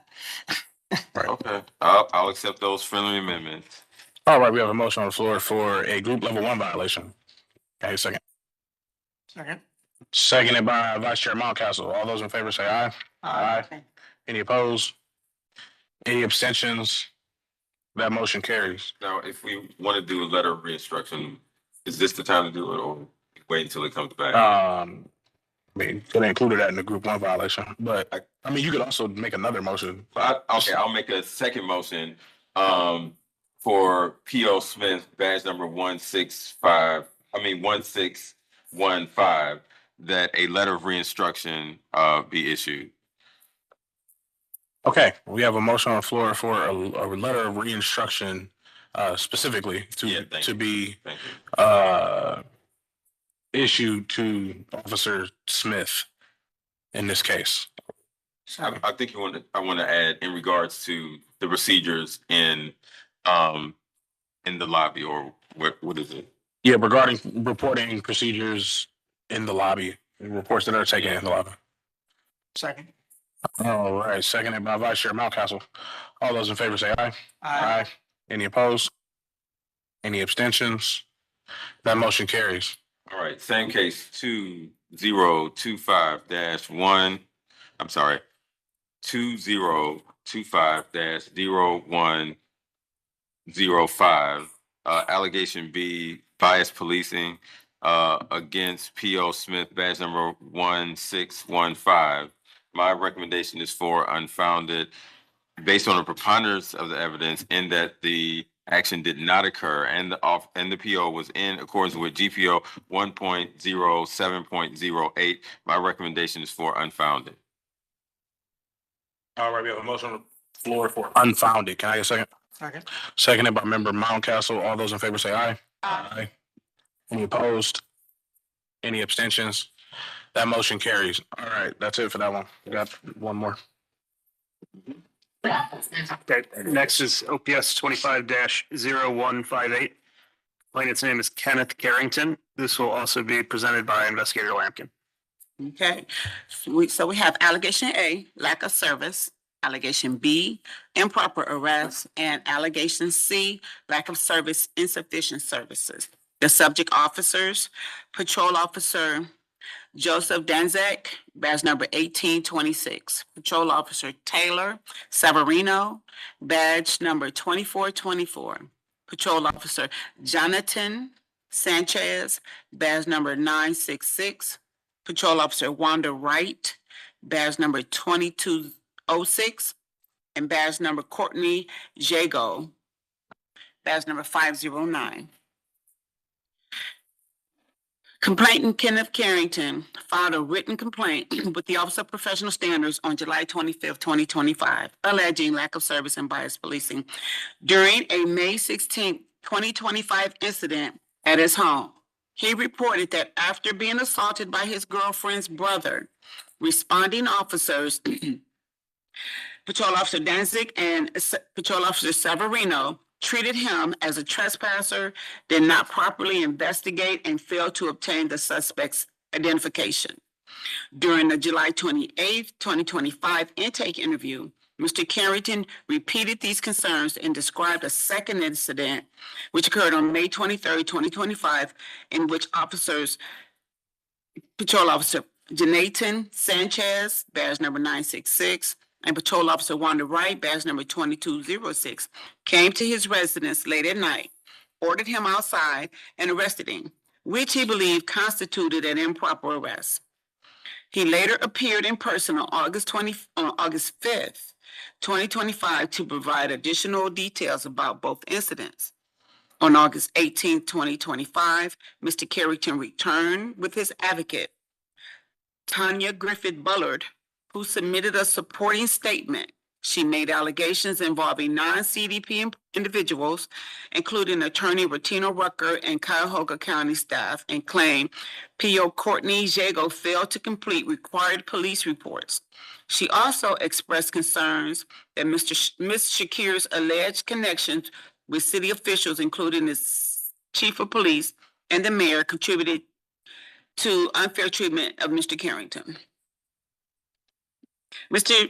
Carrington alleged that officers failed to take proper action during two incidents at his residence on May 16th and May 23rd, 2025, including claims of improper investigation, improper arrest, biased policing, coercion, derogatory statements, and mishandling of evidence. Evidence showed the officers' actions on both dates were consistent with the division policy. Body-worn camera from Patrol Officer Danchek confirms he obtained the suspect's identification on May 16th, explained housing procedures, and completed an assault report even after Mr. Carrington declined. Patrol Officer Severino's footage shows officers separated the parties and de-escalated the situation. And on May 23rd, body-worn camera from Patrol Officer Sanchez documents officers serving a valid temporary protection order and an active arrest warrant for sexual imposition. Sanchez confirmed the warrant, issued PA announcements, and arrested Mr. Carrington after he exited the home. The arrest and service of the TPO followed division standards. No evidence supported allegations of biased policing, coercion, derogatory statement, or mishandled evidence. Additional allegations raised by Mr. Carrington and Ms. Griffin Bullard involving non-CDP individuals are recommended for administrative dismissal due to lack of OPS jurisdiction. OPS investigated the lack of service allegation against P.O. Jago, badge number 509, and confirmed the relevant police report had been completed. Officers are not responsible for printing or providing public record copies. No body-worn camera footage shows interaction between Patrol Officer Jago and the complainant. Based on the investigation of this citizen complaint, OPS recommends allegation A, lack of service against Patrol Officer Danjik, badge number 1826, Patrol Officer Severino, badge number 2424, and Patrol Officer Sanchez, badge number 966, and Patrol Officer Wright, badge number 2206 to be unfounded. as the preponderance of the evidence to include the officer's WCS and incident report supports a finding that the alleged conduct did not occur. And based on the investigation of this citizen complaint, the Office of Professional Standards recommends allegation B, improper arrest against Patrol Officer Danzig, badge 1826, and Patrol Officer Taylor Savarino, badge number 2024, to be exonerated as the preponderance of the evidence to include the officer's WCS supports a finding that the alleged conduct did occur as officers had a valid Cuyahoga County warrant and followed CDP GPO number 2.2.03. And based on the investigation of this citizen's complaint, the Office of Professional Standards recommends allegation C, lack of service and sufficient service against Patrol Officer Courtney Jago to be unfounded as the preponderance of evidence to include the police report supports a finding that the alleged conduct did not occur. That completes this report. All right, thank you for that presentation. Does anyone have any questions? Member Sharp? Yeah, before we get into it, and correct me if I'm wrong, I got 1, 2, 3. I have 4 officers with the incorrect badge number according to our agenda. So Danchik, on our agenda, it's 1828, but in the report, it is 1826. Then the next officer, Sanchik, I'm probably pronouncing that wrong. Sanchez. I got a badge number 166, but in the report, Sanchez is 1176. 176. Then the next officer, Severino, I got his badge number 2152, but in the report, Severino is 2424. And finally, Wright, badge number 2206, but in the original report, it is 1856. The only one that is correct is the last officer. So am I right or wrong? So I think the agenda is correct. That's my understanding. So this The is agenda incorrect. correct. Yes, and that the report is incorrect. Okay. I would ask the question, how did we get so many incorrect badge numbers? Or where did those badge numbers come from? That's something to do with the reports. Yeah, she didn't write this report. It was written by a previous investigator, so I'm not sure why the numbers are so. This is Oak's report. Okay. And because I believe, and the reason why I think generally we can defer to our agenda is because I believe Jalecia independently checks the numbers. So usually if there's a discrepancy, it's the report that's wrong. Usually. All right. They're ever like promoted for people that demand. So they can change. 2 years ago, they might have signed. Yeah. Well, these are, Can even the current, they're all listed as POs. So there was no. Well, I'll say this generally, can we, if we find out that the numbers have changed, can you note that for us? So that way, just to note that it's different from the report, just so we know, so we're not looking at it thinking that there's some sort of discrepancy. Yeah. These numbers are accurate. The agenda is accurate. Yeah. All right. And just so the general, we're using that to properly identify the PO is why we're using the badge number. Right. Right. Yeah. We want to make sure we're identifying the right officer. Yeah. Okay. That's really all I had, that clarification. It just struck me because it was so many. Yeah. Okay. Okay. Yep. Did you guys receive the addendum on this report as well? Wait, say it again. The addendum. I don't. Can I read it? So just for the record, for the record, yeah. So addendum for CPRB, to CPRB from OPS on case number 2025-0158. Dear CPRB members, this addendum is issued following an additional review of the completed report. The review identified the need for clarification and limited supplemental information to ensure accuracy and completeness. The original findings remain unchanged unless expressly noted. This addendum is incorporated into the official record and should be read in conjunction with the original report. And the date of the incident was 5/16/2025, and based on the investigation, complaint based on the investigation of this citizen's complaint, the Office of Professional Standards recommends allegation A, lack of service for Jonathan Sanchez, badge number 1176, and Wanda Wright to be unfounded as the preponderance of the evidence to include the officer's WCS and incident report supports the finding that the alleged conduct did not occur.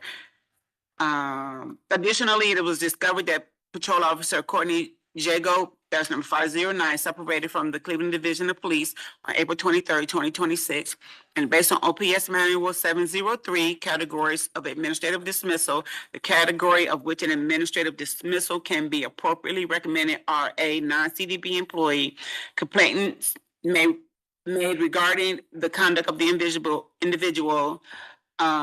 not included as a CDP member are eligible for administrative dismissal, as P.O. Django is no longer with CDP and the allegations against her are being administratively dismissed. Okay, yeah, two things. One, that was not in our materials. And two, those badge numbers are also wrong. Yeah, that's why I thought that then when you started reading, I thought it was gonna address the badge number part of it, but I guess that So was mainly. we'll make sure that we have the right numbers when we make the motions. Yeah. Yeah. Anybody else have any other questions about the substantive nature of the case? Okay. Hearing none. Does anybody want to make a motion? Okay, I'll make the motions. All right, 2025-0158 for officers Joseph Danchik, badge number 1828. Officer Jonathan Sanchez, badge number 966. Officer Taylor Savarino, badge number 2152, and Officer Wanda Wright, badge number 2206, regarding allegation A for lack of service, no service. I move for a finding of unfounded as the preponderance of the evidence, including WCS footage, interviews, and written reports, establishes that the alleged conduct did not occur as the officers fully investigated the incident and drafted a report. So with that, my motion is for unfounded. Second. Seconded by Member Sharp. All those in favor say aye. Aye. Any opposed? Any abstentions? That motion carries. Same case, 2025-0158 for officers Joseph Danchik, badge number 1828, and Officer Taylor Savarino, badge number 2152. This is for allegation B of improper procedure and alleged improper arrest and alleged violation of GPO 2.02.03. I move for finding of unfounded as a preponderance of the evidence, including WCS footage, interviews, and written reports, established that the alleged conduct did not occur as the officers were serving a warrant and a TRO. Second. Seconded by Member Sharp. All those in favor say aye. Aye. Any opposed? Any abstentions? One abstention from Vice Chair Mountcastle because he was not in the room. That motion still carries. And for the record, allegation C against Officer Courtney Jago, badge number 509, has been administratively dismissed because the officer separated from the department. Okay, and that is the end of that case. Now we have one departure. Yeah, so the departure is for OPS 23-0240. The complainant's name is Valerie Linder, and Senior Investigator Boker is going to present that. This case was originally heard by the board on April 9th, 2024. And as indicated on the agenda, all the officers were found sustained violation for lack of service, in that on September 23rd, 2023, They failed to report a suspected incident of child endangering to 696 kids after responding to a call for a child left unattended in a vehicle in violation of ORC 2151.421, Group 1 violations for all three officers. The three officers were P.O. James Brooks, badge number 1017, P.O. Anthony Nunez, badge number 440, and Sergeant Dustin Val, badge number 9323. The safety director had a hearing. The date on the agenda is incorrect. The date actually occurred on July 11th, 2025. And the decision was a departure in that the chief issued a letter of dismissal, for all three officers, found for the two officers, the chief found that upon arrival, neither Officer Brooks nor Nunez observed the child unattended in the vehicle. The child was already with the mother, and the parent stated the child had only been left alone for approximately 5 minutes, conflicting with witness statements of 20 minutes. A supervisor, Sergeant Val, who had prior experience in the sex crimes units, responded, assessed the child's condition, and determined there was insufficient evidence to pursue charges under ORC 2919.22 or Cleveland Codified Ordinance 609.01 because a supervisor assessed the scene and reasonably determined no report was required. Regarding the sergeant, the chief found the sergeant responded to the scene, spoke with the mother, learned the child had been left unattended for approximately 5 minutes, assessed the child's condition, found the child to be in good health, and determined, again, based on his experiences, no charges were sufficient. He ensured the child left the scene properly secured in a car seat. And again, the chief issued, dismissed the charges via a decision August 8th, 2025 on those. And I would note, in looking at the original report, OPS actually had recommended exonerated for all three officers. Okay, thank you for that presentation. I have a couple of process questions. So we heard this in April of 24. The chief didn't hear it till July of 25. Do we know what that delay was, and then why there's another year delay between the chief making the decision and us hearing it again? The chief looks like he rendered a decision like a month after the hearing. Right. Okay. So maybe not a year ago. I guess Yeah. closer to 9 months ago. So I can only surmise that he didn't get our disposition letters. Remember, we were without a secretary for a while. So there was a delay in getting those processed. That may have been the situation with this. As far as us bringing it to the board's attention at this time, I have no idea. We may not have received or caught it. And I would think that under the collective bargaining agreement, we've passed the time to do anything with this. Yeah, I mean, we just met on the case this week or last week because we found out there's like a 60-day requirement for once the pre-disciplinary hearing is held. So obviously we're way outside of that. So theoretically, there's nothing we can really do here anyway. This is also, if I remember right, this is back when we made this original decision back in 2024. This would have been, I believe, before we started operating under the current manuals, which means we were still deferring to the chief and the public safety director for their final decision anyway. So I don't know that we would have been operating under what we operate under now. So just as a matter of process, I don't think there's a whole lot we can or should do here other than just take notice that this occurred. Along those lines, substantively,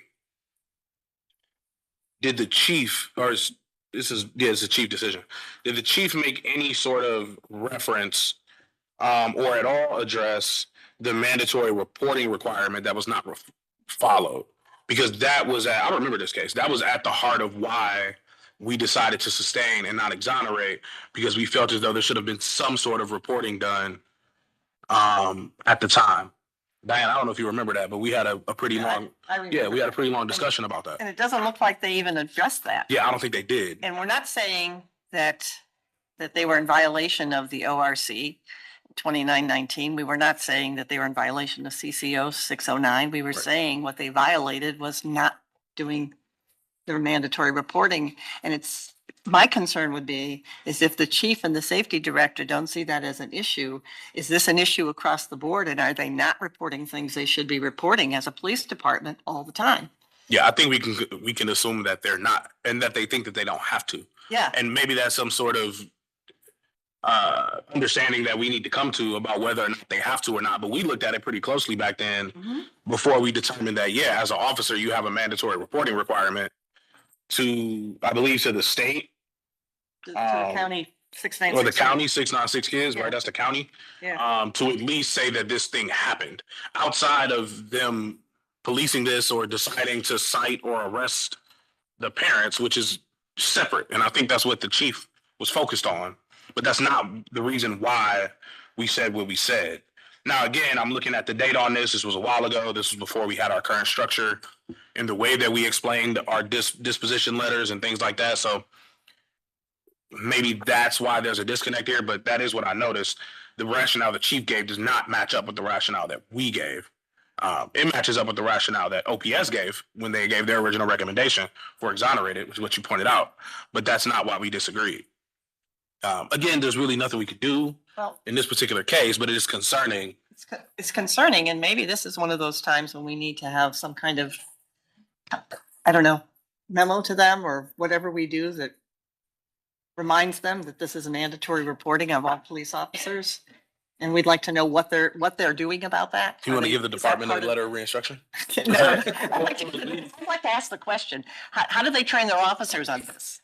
Like, our officers trained that they're mandatory reporters. Yeah, I agree. I don't know I think we have to figure that out. Yeah, I don't know the most efficient way to do this, but I would like to have some sort of conversation or discussion with CDP, or public safety director, whomever, about the mandatory reporting requirement and whether or not they think they have to follow it, whether or not they do or don't actually have to follow it.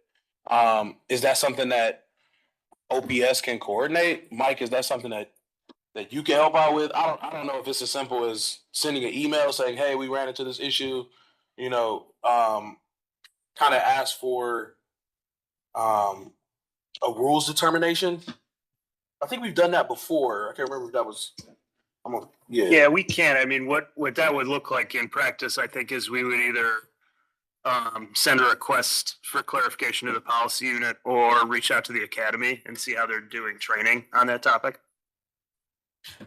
Also, Chair, is this one of those where we would get the CPC involved, or do we wait till after the answer comes back and then ascertain whether we get them involved?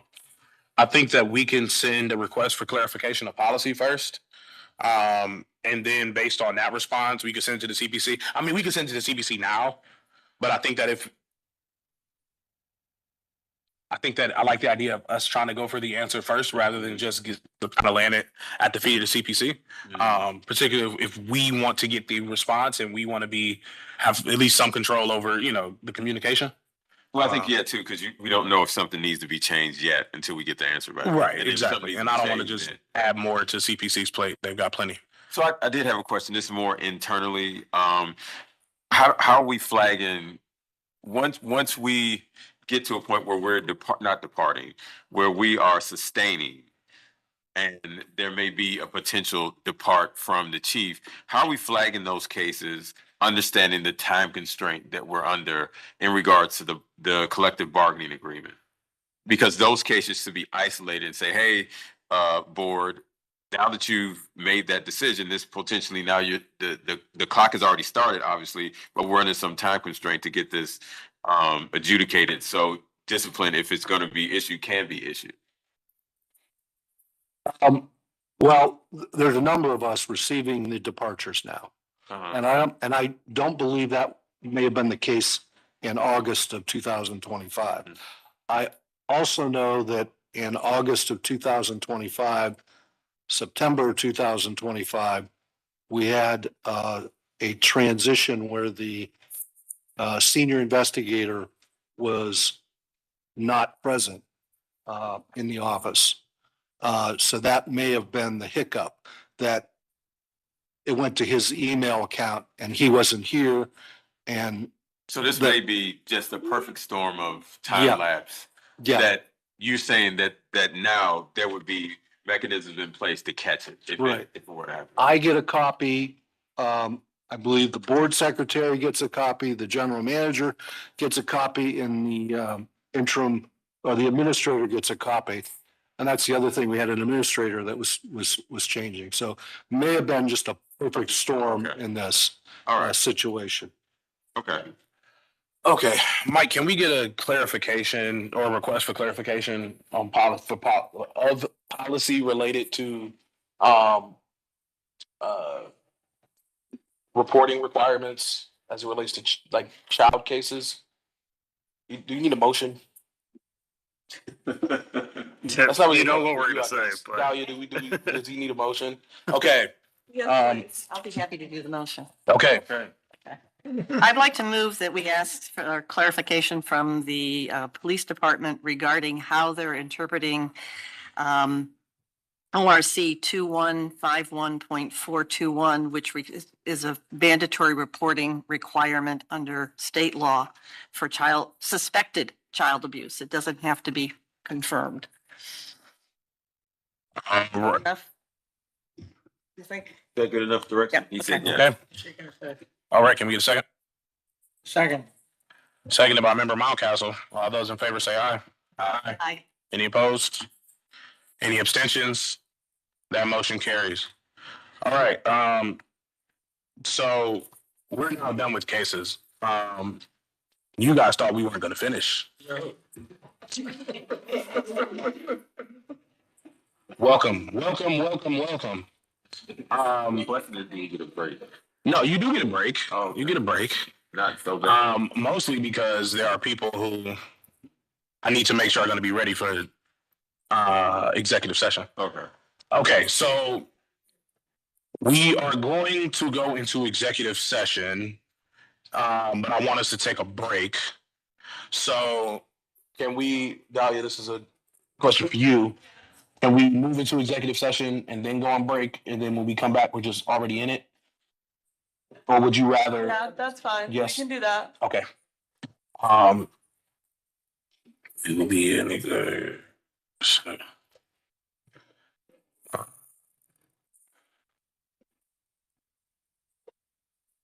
Okay.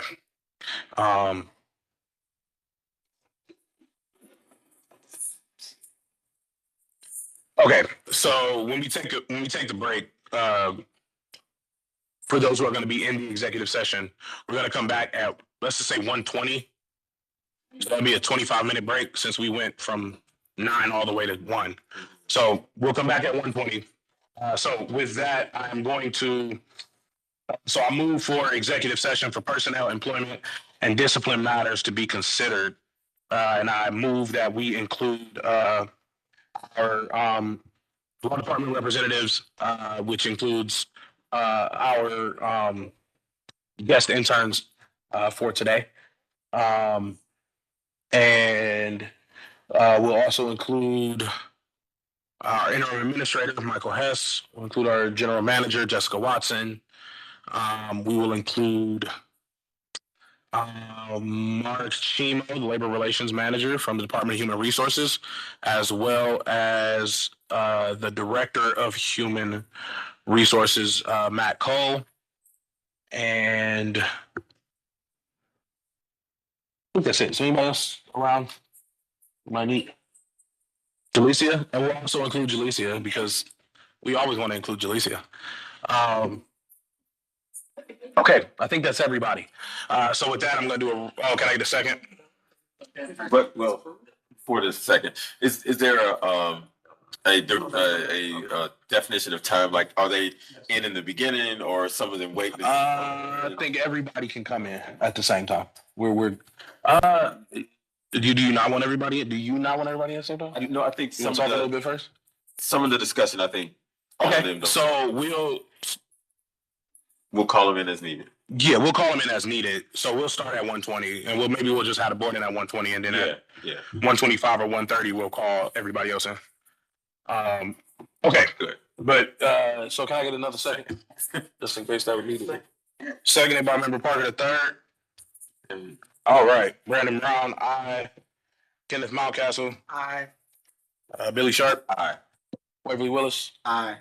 Glenn Parker the third, Diana Saganovich, Shanoa Miller. Aye.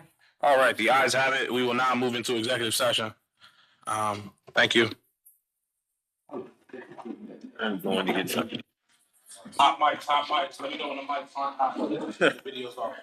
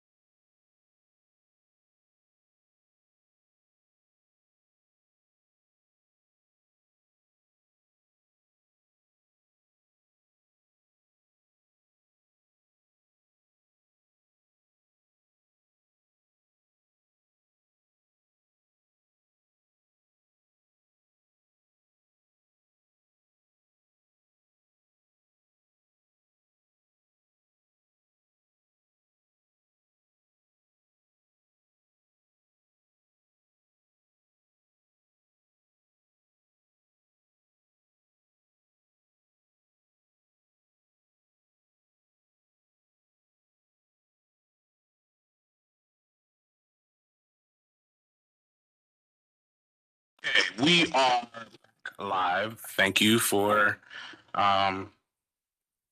your patience. Okay, so we are going to move into OPS status report. You guys got anything for us? I think we had 13 complaints that we received in the month of May. One of which was administratively dismissed. We're actually.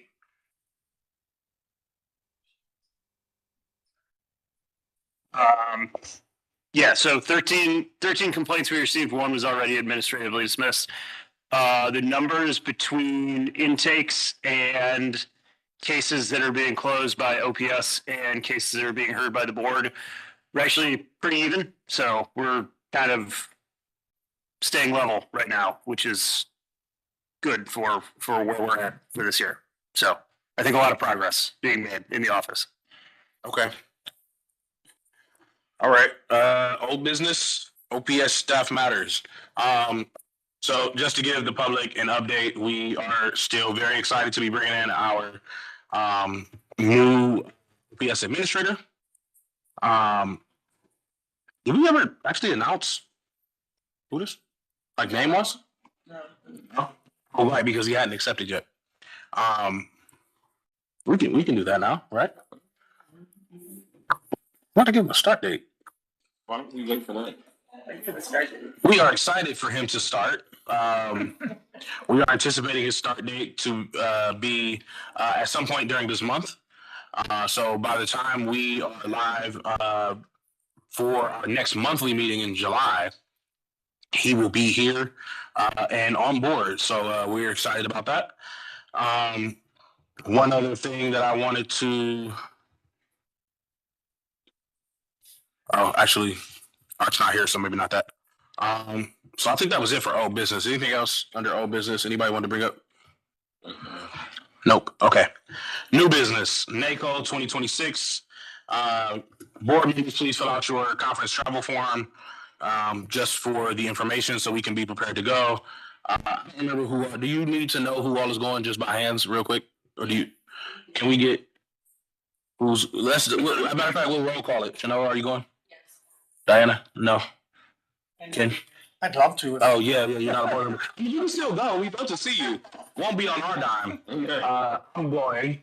Billy. Billy's going. Wave. Yes. Glenn. Yes. Okay. So now we just need answers from who? Dave and Ed. All right. So yeah, please fill out the travel form. For PS, please encourage people to attend. I think it's good for our investigators to go. I'm not going to make a call on whether it should be mandatory or not. I don't even know if we're allowed to do that, but I would encourage them to go.